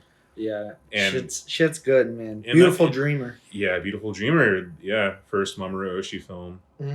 Wait, that was his first movie? Or wait, am I thinking of that correctly? I didn't know it was his first. I thought it was. It might be. I'm not saying you're wrong. Unless I'm thinking of Red Spectacles, which is the part of like the Kerberos Panzer Cop series, the same manga that like Jinro is based on. Yeah, I mean you can't forget Skycrawlers. Skycrawlers got fucking. I knew you were gonna do it. But so you know what? I may right here edit in the audio of my drunken. We talked about it on the first podcast. My drunken voicemail to you back in like 2017 about Mamoru Oshii. I don't know. God damn it! I had a funny message that I sent, and then I accidentally hit delete. I meant to hit send, but fucking watching some Masaaki Yuasa, bro. I want to know when we're watching some Mamoru Oshii. Are we watching that next Friday? Next Thursday? What are we doing, bro? What are we doing, man? I wanted to ask, and you're not answering. You're being a bitch, not answering my snaps. Not cool, bro. Not cool. Digimon for life. I don't know what it was about Mamoru Oshii that had me so intrigued. Well, because he's like one of the most like acclaimed directors. Well, yeah, you know, he also directed the original Ghost in the Shell and its sequel. Yeah, obviously. That's where I heard from him first, and then I watched Jinro, even though that wasn't. This is gonna sound really like obnoxious. Directly directed by Oshii. It wasn't directly direct. What does that mean? It was not directed. He was involved, but was he just like assistant director? I think at first he was directing it, but somewhere along the line he got snidered. Yeah, and then it was originally supposed to be a live action, much like the first two live action Kerberos Saga films, and then they decided to animate it, and I can only guess that's why a lot of the animation is rotoscoped. Okay. What, in Jinro? Yeah, I thought it was 3D. No, it's rotoscoped. Okay, interesting. Yeah, and I haven't seen Ilong, which is the Netflix Jinro remake, but it's a Korean movie. But yeah, Mamoru Oshii is like, he has a weird way of storytelling where it's an absurd amount of lore, and it takes over like a lot of action. It's a lot of dialogue. Like, man, when we watched what's it called? Pat Labor, dude. Like the first scene in Pat Labor, fucking amazing. It's like the craziest looking shit I've ever seen. Followed by 2 hours of guys sitting on their knees by the fucking tables on the tamate, going, we got to figure out this thing that we're going to do so we can figure out how to do this thing. I'm like, okay, like what? What really is sick shot compositions. Oh, incredible! That's the thing is like I don't know. Oshi's dialogue has never clicked with me because it's just like for me it's like really boring, and then really cool shots. That's what keeps me in. Is like everything looks so on point. I'm just like, when are we gonna get to that first action scene? Like you tease me a little bit with that, and then like you spend like an hour and a half, and then you get the dude sniper rifling a van into the air. It just goes straight up in the air. Yeah, that shit's insane. The car just goes straight up after being shot. Go like an hour and 45 minutes into the first Pat Labor movie. You'll know what we're talking about. Yeah, from what people told me, Pat Labor 2 is a lot better. It's better, really. I thought Pat Labor 1 was like the one people like, though. No, I thought it was 2. It's 2, really. I have a few mecha homies. Pales in comparison to Skycrawlers, that's for sure. Skycrawlers is the worst. Do you have that? Do you have that on your wall? Poster hangs up on my wall. It's on your wall. Yeah. So like, do you ever just like sit there in your room? It's like quiet. You could hear a fucking pin drop, and you're just looking around your room. You know, you never notice like all these paintings we're looking at on the walls. I don't recognize because when something's on your wall long enough, you go, it just blends in. It's like it's not even there. I take note of that shit every morning. Really? Yeah. You consciously go, fuck yeah, Skycrawlers. I don't go fuck yes, Skycrawlers, but I go, Skycrawlers. I feel like at some point you gotta. I feel like my brother came in one time and he's just like, yo, Jamal, like this movie looks dope. Like I'm like, Your brother wanted to watch Skycrawlers? No, not really, but he just said it. He's just making conversation. Yeah, and I'm like, I'm gonna save you about 2 hours. Because of all the Mamorushi films, I'm sorry, Oshi, you're the homie, but that shit is boring. Yeah, I don't know. It's just nothing really happens. And it's not even that good looking. Yeah, there's like some 3D stuff in it too. It doesn't look appealing. Yeah, no. Like, if you gave me like Pat Labor aesthetics with or it, give me Pat Labor or like Ghost in the Shell. Oh, dude, imagine like One Piece with Pat Labor backgrounds. Oh, fucking cum, dude. Shit. I'm gonna turn the gnomes away. Like, why did you only turn one away? Well, because the homie needs to watch. The children can't. True. For reference, I turned the small gnome. The big gnome is still peering. But yeah, dude, like, the shot compositions in Pat Labor are fan-fucking-tastic. You get a bunch of like just sick, like you got like fish islands, and you got like all this other cool shit. And we get a lot of warped perspectives and like some. It's not even the perspective shots too. It's the way it's colored. Like there's one shot where it's like that like beat up ass house, like some shit out of Charlie and the Chocolate Factory. Yeah, like their old rundown house, and like the way the wood is textured looks like Miyazaki. Like it looks like a Ghibli film. Yeah, and I'm like, oh, it reminded me of like Totoro. Yeah. But honestly, like in some ways better. And then like, I don't know, for Miyazaki films, it's the nature that really always stands out for me. Oh yeah, dude. With Oshi, it's like the city shit. Yeah. It's like Oshi's more industrial, whereas Miyazaki's more naturalistic. Yeah. Ultimo is also like very industrial. Well, I mean, you don't have to say anymore past Akira, dude. Yeah. Like fucking what even was Steam Boy? No, Akira. Yeah. Like who did Metropolis again? That was Tezuka. Well, Tezuka made Metropolis, but you know, like the new, like because they took the source material of Metropolis and they made. Was it Oshi? Who was it? Someone notable made Metropolis. No. We're skipping. Metropolis is an old thing. No, I know. That's what I'm saying. Okay. Tezuka made Metropolis. And that's the source material. No. Metropolis is like an American thing. Is it? I think so. Really? Yeah. I thought Tezuka. I thought it was a Tezuka like original story. No, I don't think so. I thought Metropolis was like an old 20s film from that like American made. It might be. I don't know. Let me search it up. But like, yeah, no, that Metropolis movie for the last like 5 years now, I've looked at it and been like, I'm gonna watch that one day. Still haven't. I think Tezuka is the one who. Yeah, no, it's a German science fiction film. That Tezuka put his own spin on. He made a manga out of it, right? Yeah, and then that's what I'm saying. Like, the source material for that movie is the Tezuka manga, but who made the movie? Okay. Let's see. Anime feature film with the same name. Rintaro. Oh, okay. He is a freelance director. He works with Madhouse a lot. Mm-hmm.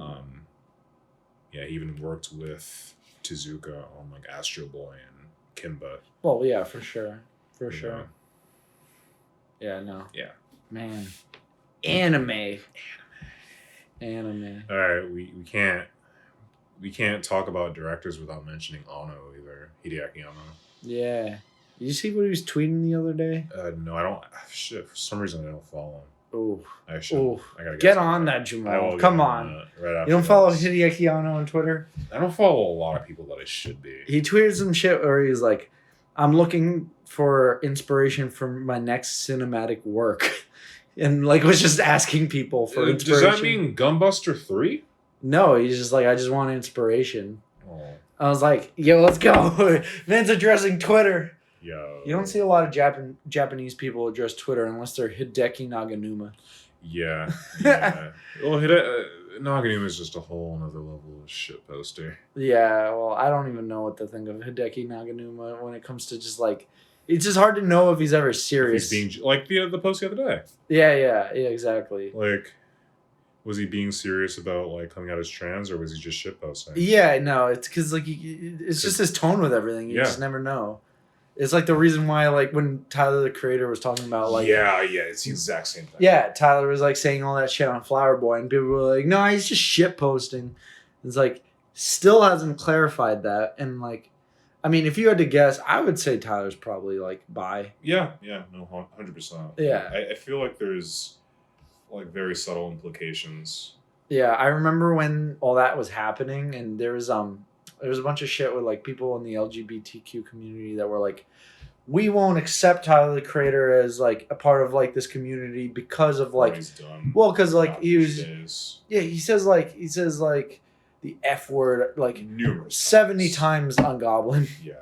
And so like, and like it's like because of that they're like, we can't. And it's like, I don't think Tyler cares. His sexuality is just his own business. Whether you're accepted by a community or not, it's like... It's him, and he is who he is. Yeah, you can't govern sucking dick, bro. You can't govern searching out twinks. That's your own prerogative, as far as I'm concerned. I mean, yeah. As long if the CEO of the LGBTQ community wants to approve you or not, you can... It's the Wild West out here, man. Tumblr taught me that. Oh man, it is. How did we get here? It's 2:30 in the morning. I'm drunk as fuck right now, dude. Dude, how did we get here? I don't know. Something about Tezuka. I mean, it was never mind. Half of my drink I just poured didn't even go in the glass, or should I say glass? Oh God. You want to hear something funny? You know what the Estonian word for a fart is? Books. Books. Books. Jesus Christ. Right? Isn't it? It's. I remember as a kid, my mom would be like, "Era books." She's like, "Don't fart." Yeah. Oh, my brother-in-law ripped a fat. Like he's just like, it sounded like he shit his pants. Oh no. I'm still convinced he did. When was the last time you shit your pants? Look, he just gave me. So there's gonna be some heavy editing. No, none of this is getting out. Oh, edited out. God. As far as I'm concerned, this is all staying. Oh man. About a month ago for me. Oh God. Dude, I was watching Marvel's What If, and man, what's his name? Agent Carter, Captain America, was coming on screen, and I just ate Taco Bell, and I was like, man, I had to rip a fart. Wasn't a fart. Agent Carter did me wrong. Oh. Yeah, it was Agent Carter's fault. Yeah.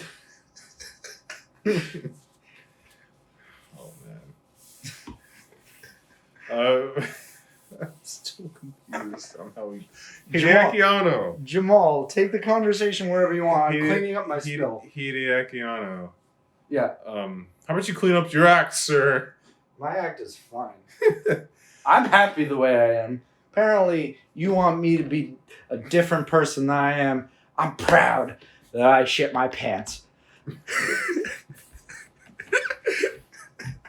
I feel like we're on Drink Champs. Yeah. No, it's like... God. I'm dissing Big Sean on the low. Yeah, it's probably a good idea that me and Greg split our podcast. Mm-hmm. Man's trying to run a professional podcast where he's like interviewing musicians. I'm talking about shitting my pants. Well, it's like you two just have different like Prerogative. perspectives and prerogatives when it comes to like what you want in a podcast. Well, exactly. That's why when we like talked about it, Greg starts the podcast we did last time. He goes, "I'm Yock's former boss." I was like, yeah. I was dying, dude. Yeah, no. If you're watching this podcast, go watch episode 2. It's a good one. Yeah, I keep forgetting this is episode. There's less shitting your pants talk. I promise. Yeah. Okay. Hideaki Yama. Okay, go on. Yeah, I think it's interesting, like, because I'm pretty at this point, like, outside of like merchandising and doing a bunch of other fucking universes, like he's done with Ava. Well, I'd be. Been doing it for like 20, 30 years. Yeah. Like, so I'd be done with Ava. I say we got a Gunbuster 3. Man, I work on a painting for more than 2 days. I feel like I'm done with it. Oh, dude. Like, Imagine working on Ava for this long. I have pieces that I haven't even released or finished from like October that I still like just... When it takes that long and like, I just get like really unmotivated. Yeah. Because I have another big concept that I want to do for when or if I gain a considerably bigger following. Maybe like if I get like 5,000 or so, I just want to show something. Why not just do that now? Huh? Why do you have to have a bigger following to do this? I don't know. Just something to just tell. You want more eyes on it. Tell everyone thank you guys so much. I appreciate y'all. No, you want more eyes on it. You want more eyes because if you have a bigger following, when you post it, more people are going to see it. Well, I mean, I guess it's both. Yeah. If it was me, I would say at least I feel like I would want more people to see it. You know what I mean? Because like that's just a natural thing, right? Well, yeah, but I also like to animate. Well, I gave some of that away just by saying animate. Ooh, but, hot takes exclusive. We out here with the family. Yeah, fuck it, might as well. It's like 2:30 in the morning. Yeah. I don't have to give. I like to. Shit on it. Yeah, no, I like to post. I like to do animations on like special occasions, just because I know if I do it every single time, I don't know how people. Well, I mean, I do. I guess with everything, you practice, you grind, you get better, you get faster. It becomes a sixth sense. Exactly. Yeah. I'm just not there yet. Yeah. And well, you got to build like those neural pathways of like understanding how to do something. It's like you start a Kaizo level, you don't know how to do that fucking slide jump where you got to hold regrab to get to that ledge, but once you do it 30 times, you can do it without even thinking about it. You know, like same thing with art, same thing with anything. Mm-hmm. You know, it's like when you started your job at, I'm sure you had to think. You were like, give away my occupation, sir. When you started your job at Sam's Club,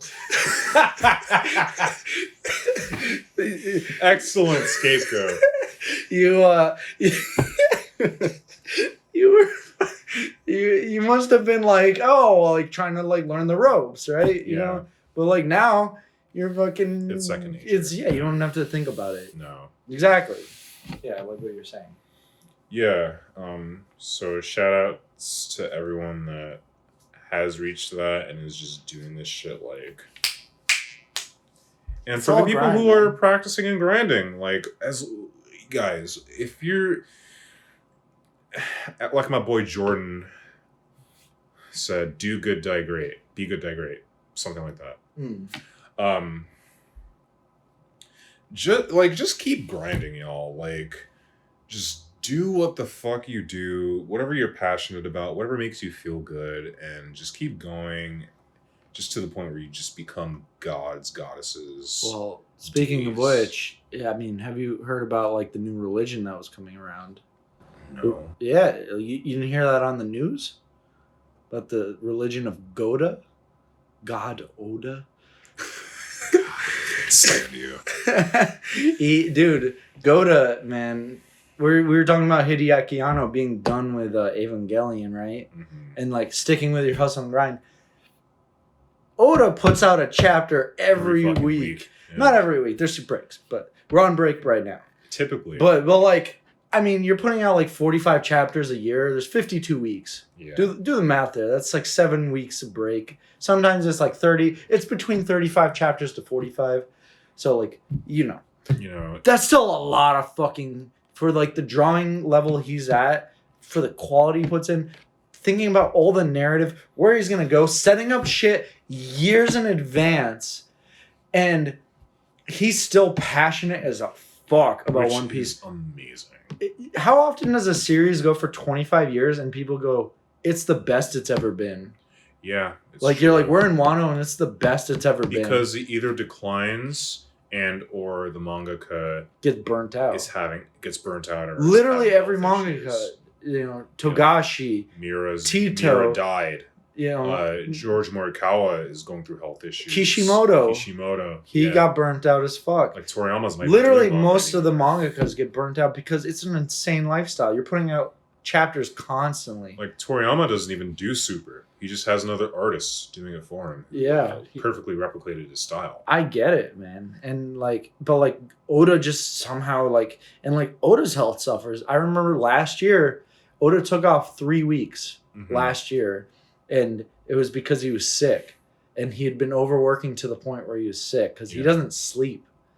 And man, like, we're talking about grind. Like, it's crazy to think like, after One Piece will be done in the next 10 years. Yeah. Like, we're going to find the One Piece in the next 5 years.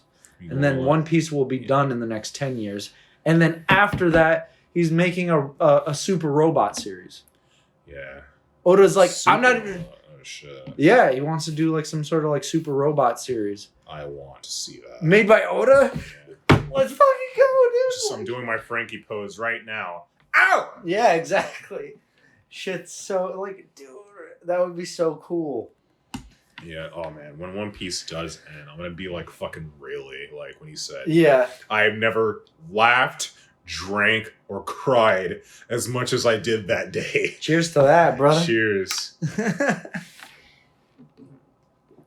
that artwork you showed me was literally that. Just like he's sitting there crying. I got it instantly. And I got really sad looking at it. Yeah, man. But like, you gotta just love the life that Roger lived. Oh yeah, Gold Roger's the fuck. He's almost like, which is pretty silly considering he's a fictional character, but so Samuel L. Jackson plays fictional characters that I respect. Some would say pulp fictional. Exactly. But like just his hustle, man, his grind, like he just went to a dude who stole a ship because his house burned down. It just says, "Hey, that's a nice ship. I feel like we were destined to meet. My name's Roger. Oh, your name's Rayleigh? Hey, you want to join my crew and turn the world upside down? Yeah. Let's do it." Well, you just brought up something that I've had in my head for a long time, and I'm glad that I have a fucking hot mic to talk about this on right now. Mm-hmm. Is that like, so like I think about like, why is it that like when you look at like Zoro and Luffy meeting, right? And it's like the same thing. And like, but like even like think about real life shit, like Rick Rubin and like Russell Simmons and shit like that. Yeah. Why is it that like all these like really capable people are always like connected together. I've always like wondered that because it always seems like in the stories, like why is the Rayleigh and the Roger being brought together? Why are like Shanks and like all his crew? Like why does that happen, right? And and I've come to the realization that it's not that all these great people are coming together. It's the fact that they're great and they happen to come together that makes them even better. Mm-hmm. So for example, it's just like the people you're around elevate you. Yeah. The reason why Zoro is like Zoro, Luffy, Sanji, all of them, all these characters that are going, they're the Pirate Kings, the future Pirate Kings crew comes together is because they're all capable people, but because they're together, they elevate each other to another degree. Oh yeah. And that's how I feel right now with everything that's going on right now. Like we're starting doing this podcast, hanging out with Greg. You're doing your fucking art. I'm trying to do art. We're starting our fucking pirate crew right now, you know? Like that's how I feel though. Like because you have to, if you took Zoro, Luffy, and all of them, and you separated them, you put them in a vacuum, you wouldn't have that pirate crew. You wouldn't have the future Pirate Kings crew. You would just have all these great people that don't meet their potential. Yeah. I'm trying to create that pirate crew right now, and we've got we got a fledgling pirate crew right now. We're in East Blue. Right? We're in Shelltown. We're in Orange Town right now. Yeah. We just fought Buggy, but I want to fucking bring it to the next level. And honestly, like, you're doing fucking awesome on Twitter. You're doing awesome on Twitter. Thank you. We're all Parshawn's doing great with his shit. Like he's got the tablet, got the Cintiq now, and he's taking it more seriously. Greg's trying to do his thing. We're all trying to hustle right now, and I'm really confident that we're going to fucking do something awesome. It's just we have to just keep pushing right now, or else nothing. And I think what's so cool about Luffy and Roger is that they both collectively just, and this is something that you do, and that something you very much opt for me to do whenever I'm in the thing where I'm like, oh god, what about this? What about this? What about this? It's like just not overthinking it. That's a big problem of a lot of people, and I fall victim to it as well. Wait, what are you saying? Sorry, I don't fully understand. Oh no, I'm just saying, like, when you say you, are you talking about me? No, or are you talking about? Well, yeah, no, you specifically. Okay, sorry, I'm confused. No, it's okay. Can you clarify? Let me just reset. Like what I like about Luffy and Roger, both, just seeing as like they're just fucking parallel lines. Yeah. Is that they just go into it and they just do it without like really thinking about it. Yeah, you gotta just tackle it head on. And that's something that I'm trying to do more, because I know with a lot of artists particularly, or it could be anybody too, but I find with a lot of artists, they very much overthink. They get in their heads about a lot of things, whereas like the next person is just telling them, holy shit, this looks dope, please post it. And it's a bad habit. That's the curse of an artist. You just kind of like, sometimes you have... Well, the problem is you look at a piece for... you have influences. 30 hours straight or some shit, you're gonna... You could stop looking at it for a while, and when you come back, you're like, oh, this was actually a lot better than I remembered it being. Yeah. Because if you're looking at something so constantly, you're looking at it way more... You look at this for hours, and then someone on Twitter scrolls past it for 30 seconds, not even. Yeah, it's... They're going to be like, that looks awesome, and like it. But you're just like, this could be better, this could be better, this could be better. You know? I literally did that last night. I don't regret it. But I have an upcoming piece. Exclusives. That I finished initially, like in November, but I wasn't really proud of the line work. So and it took me like a while of just not looking at it to realize. Well, I mean, I'd always taken note, but I never like really started to just be like, all right, I need to redo it. Yeah. So I spent the time last night with some help from other friends and just refine the line work. And then I'm just like, all right, I'm going to leave it alone from here because, like, I don't want to spend any more time on this because I feel like I could just be doing a whole new thing. This was, and I was also doing the other new things coming out soon. And having a fuck ton of fun with that, you know. But yeah, like. How does that relate to Luffy and Roger? Anyway, I was just bringing up the point of like just not overthinking shit. Yeah. Wait, you were saying something about me though as well. Well, no, I was just saying you, like, I view you in that same light where you don't like, you go into it and just do it and you don't overthink, you know? At times. It depends. Some days I do. Sometimes I'm like that for sure. And then some days I do overthink it. Yeah. You know, we all fall victim It's to a that. part of being human. Yeah, exactly. But I just remember, like, initially when, again, last year, you were punching paintings, doing all that stuff. You were just going right into it. Yeah, it's like don't overthink it. Just fucking go with the flow. And that's a little bit of what I was doing too with just that story I told earlier, just constantly just doing something every day. Yeah, I was just going right in. Yeah, well, sometimes with art, the end product of what you get from it is less important than the lesson you learn from making it. Yeah, it's like, you know, you can dude, this painting I was doing, I've been trying to be super precise with the lines and using physical paint rather than like on a canvas. Painting's fucking hard. Oh, that's why I don't do it. It's fun though, trust me. But I've been trying to use like kind of painter's tape to try to make these precise lines. But when I start using it, it creates like this physical line that creates a small shadow because it's physically on the canvas. And I'm like, I don't like that either. And I'm trying, and I finally, after 3 tries at making this one piece, I figured out how to not get those lines in it as much. And like, you know, those other ones never made it anywhere, but like, it doesn't matter because I learned something from them, you know? Yeah, no, 100%. I have a lot of failed pieces in which I learned. Yeah, like those first podcasts I did with Trevor back in the townhouse. I learned from those, and those lessons I learned from doing those are coming into doing this podcast. The lessons I learned from doing the podcast a couple days ago, a couple weeks ago. Everything I'm doing, I'm constantly just...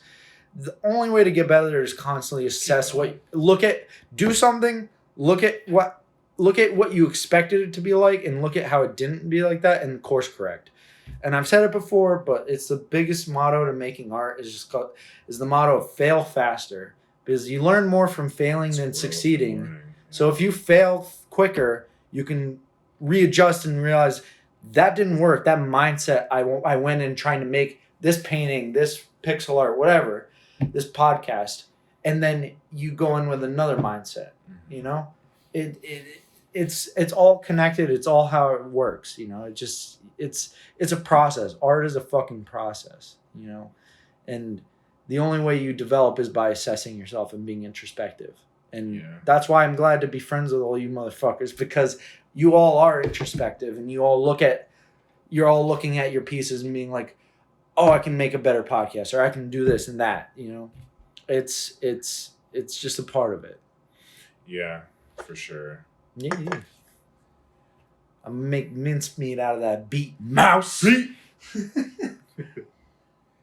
Yeah, totally. Oh man, art. It's such a wild thing, but it's like she bucks. It's probably like one of the main reasons. Like it's probably why one of the main reasons I'm probably still alive. Wow. Like I'm just that passionate about art, honestly. Yeah, I mean, I remember a quote. I'm gonna bring it again. Don't know who said it, but it's like I don't feel bad for the man who's in a rough place in his life. I feel bad for a man who doesn't have any purpose. And like art for us is our purpose, because like, you know, a man, men with a purpose can get through anything, but a man without purpose, you have no reason to go on. What do you fucking what? Why are we in this life? Why are we doing anything? Yeah, it's like, who knows what would happen if art wasn't a key factor in my life. You're just lost. You're just what the fuck? What is the end game? What am I? Why am I waking up and getting out of bed in the morning? Yeah, and for me, for like, I feel like every single day last year has been that. Just me waking up and just being like, I gotta do some art today, or at least think about. I have art on. I see it, dude. It's. I honestly get kind of upset at nights where I get on Discord and you're like, I hear your tone of voice. I know the Jamal that's like, I could get on Discord and I can hear you speak one sentence and I go, Jamal kept metaphorically drawing and crumpling up the paper and throwing it into the trash bin. Oh yeah, I do that a lot. Yeah, you know, it was like when you're making that like Pokemon piece that wasn't working out. For the anniversary with like the haiku or yeah. I was gonna model. I was gonna do a shot of Red with his back turned and his whole Pokemon team, and it was going to be very reminiscent of that like one shot in the 4th haiku intro of Shiratorizawa. Yeah, where they're all their right there. backs are turned. Yeah, exactly. So badass. And I still think like eventually down the line you should try it again because you've gotten better since then. But I remember hearing your tone and being like, okay, Jamal's upset he didn't get anything. You weren't like getting what you wanted. And that's the most frustrating thing as an artist is imagining something in your head and not being able to put it on paper. Like especially when you have a block. I remember various nights, like last year with the Pokemon 25th anniversary. Yeah. Not only couldn't I couldn't get what I wanted, like the red team. Yeah. But I also had another idea where I like do like canceled like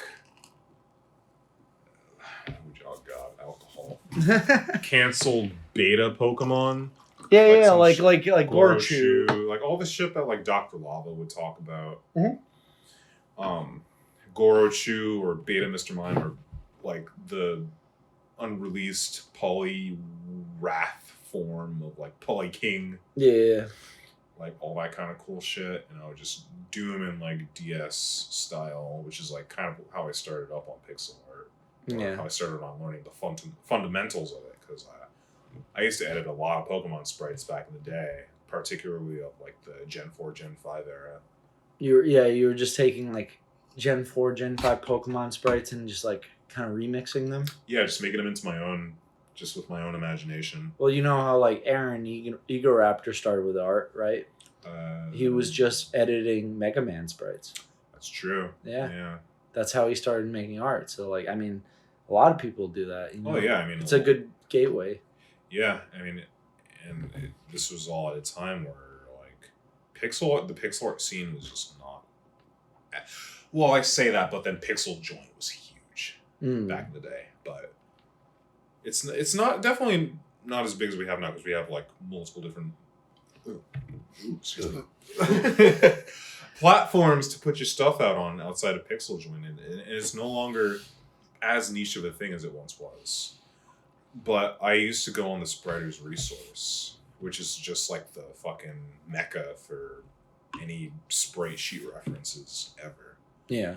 And which they're still kicking ass. It's nothing's changed. It's just still doing what it do, and I can't express any higher gratitude for that site, because that's what helped me so much.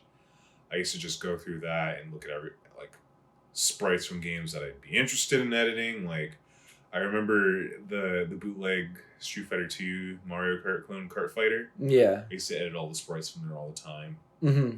And they were terrible, but I had a lot of fun. And then I went to Pokemon and I did other shit like... Well, that's where you learn the most, is when you're Final having Fantasy. fun. Yeah. Like when you're not having fun, you're just fucking fighting an uphill battle. But like when you're enjoying yourself, that's like where the best art comes from. Yeah, and I definitely realize that. I keep bringing up 2021, but because it's such a prominent year for me with pixel art. Not only as just a pixel, but as specifically as just an artist. Yeah.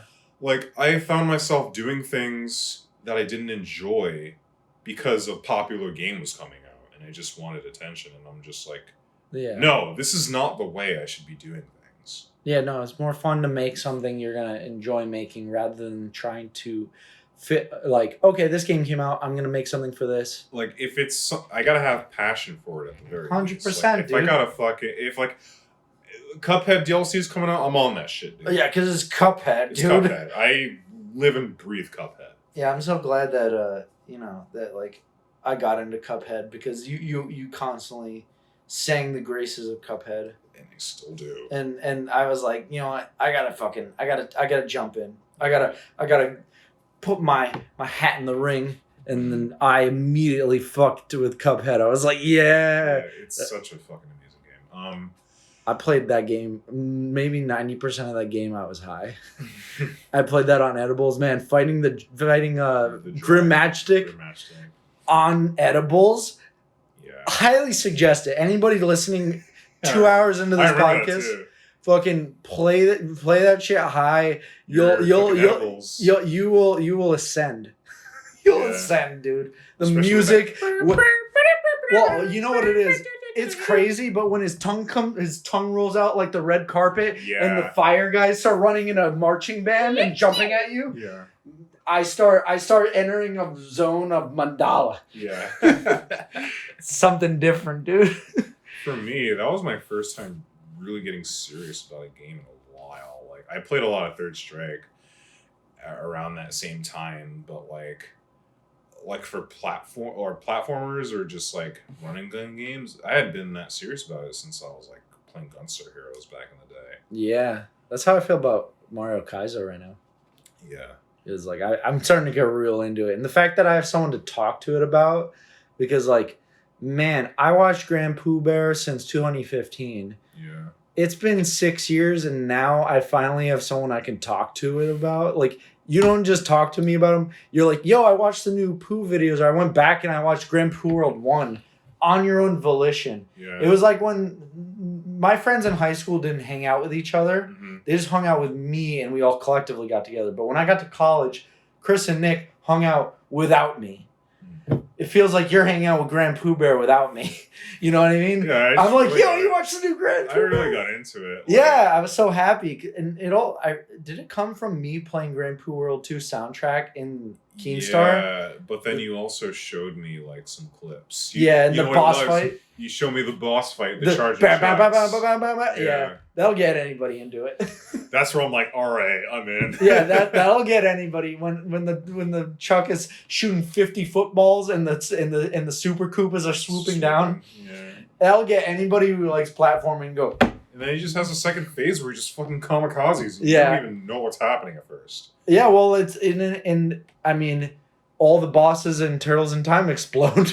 It's true. So it's referencing and it has the Turtles in Time music. No, but it doesn't kill you. Yeah, it doesn't kill you in Turtles in Time, but this is Mario Kaizo, bitch. Yeah. It's different. You're all, welcome to the rice fields. Yeah. Terminate the turtles. Oh, God. Yeah. It's more theatrics in that game. Not so much in Mario Kaizo. That'll come back to bite you. I hope in Shredder's Revenge we get that track again. Yeah, I hope so. That would be fun. Oh God, I forgot that game's coming out. Because there's so many games coming out these days. I'm like constantly trying to keep up. Like Don Amy's been kicking ass with a bunch of like beat 'em ups. Like I fucking Streets of Rage 4. I'm still on that. Yeah. And it set the bar so high for me with beat 'em ups that I'm really anticipating Shredder's Revenge just to see how it is, because I remember downloading Scott Pilgrim after Streets of Rage when it got re-released digitally and all over the place by Ubisoft, and I'm just like, I like it, The sprite work, fucking Paul Robertson, Yeah. godlike pixel artist. The music, Onomonoguchi, dope chiptune band. Mm-hmm. The gameplay just doesn't feel satisfying. Yeah, it's not as It's like like clean. it's like a lesser feel good River City Ransom. Ah, okay. You know. Yeah, I feel you. So it's like it balances out to like a light 7. Yeah, you think it was popular just off of name? Just popularity of the movie. Well, like the IP and like Paul Robertson is great. Fucking godly pixel art, good music. The question is like I don't even know if people knew Paul back then. No, this but was 2009. you don't have to know him, but like you can see his art and it's good. Yeah, for sure. So it doesn't matter, man. Like I was watching the Adult Swim thing where it shows not even the Rick and Morty one, but the one where it shows all it shows like Master Shake and all them and like Robot Chicken going up. That Paul Robertson one. He's made so many for Adult Swim. Yeah. You go to Gravity Falls, he's done them for that. Yeah. Like Mans is eaten. For sure. And I'm sure some of you guys probably have seen that like Captain Toad running GIF that's been memed to death. Mm. That was also him. Yeah. What the fuck were we talking about before this? Passion for video games. Yeah. Well, passion for things that make a greater product. Yeah. Well, I mean, Cuphead is no greater example than that. Yeah, 100%. Yeah. And and that's what Sonic is for me. That's why I create a lot of Sonic things. That's what a lot of people like out of me. That's why I exclusively draw hentai. Oh. But yeah, Sonic and Mario are like the top 2 things I do for pixel art.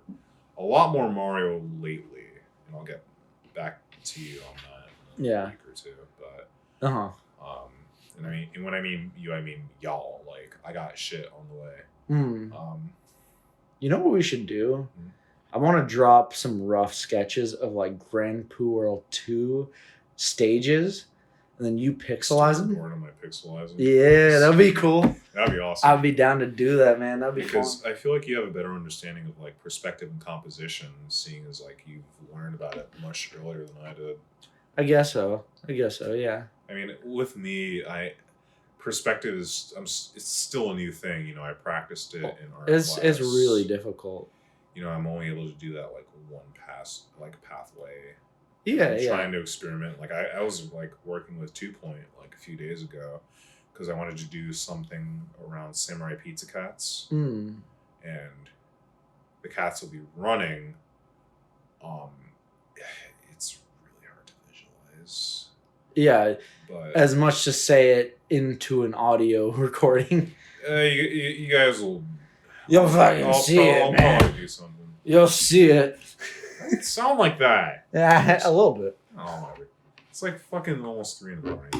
I know, right? What time is it? 2:56. I know. A.M. I am usually not up this late. That's New Year's, baby. That's New Year's. It's true. New Year's podcast. Sipping on the rosé. Yeah, man.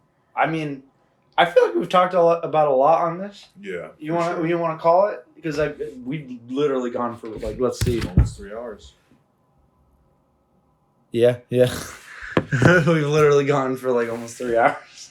Yeah, we can cut it. Yeah. Fuck. I mean, do you have any final thoughts? Let's kind of tie this all together. We'll be right back with Jerry's final thought now. It's like what I'm saying before, guys. If you have a passion and keep grinding, just keep going. No matter if whatever you're doing, shit your pants. Just be prepared. Go there, do it. If you're gonna shit your pants, do it twice. All right. Surround yourself with very uplifting, motivational, and inspiring people. That's why I got you around, Jamal. Yeah, and you uplift me. Parshawn uplifts me, even though he sounds like a witch. And one. God, where did that come from? I don't know. I'm drunk as fuck, dude. Yeah, I can tell. But I'm a little tipsy, but I'm not that bad. But guys, like literally be prepared to fail. You guys should fail faster. Fail faster in order to grow and learn, so you can just become way more successful in whatever you're doing. Yeah. We're all in it. It's all work in progress for like a lot of us, and we just have to stay positive, keep going. Even the best of the best still are learning. It's true. Learning never ends. And always get your 8 hours and drink water while you get your Sigma male grind set. And we're out. Happy New Year's, everybody. Happy New Year's. Woo-hoo! Feliz Año Nuevo. Yeah.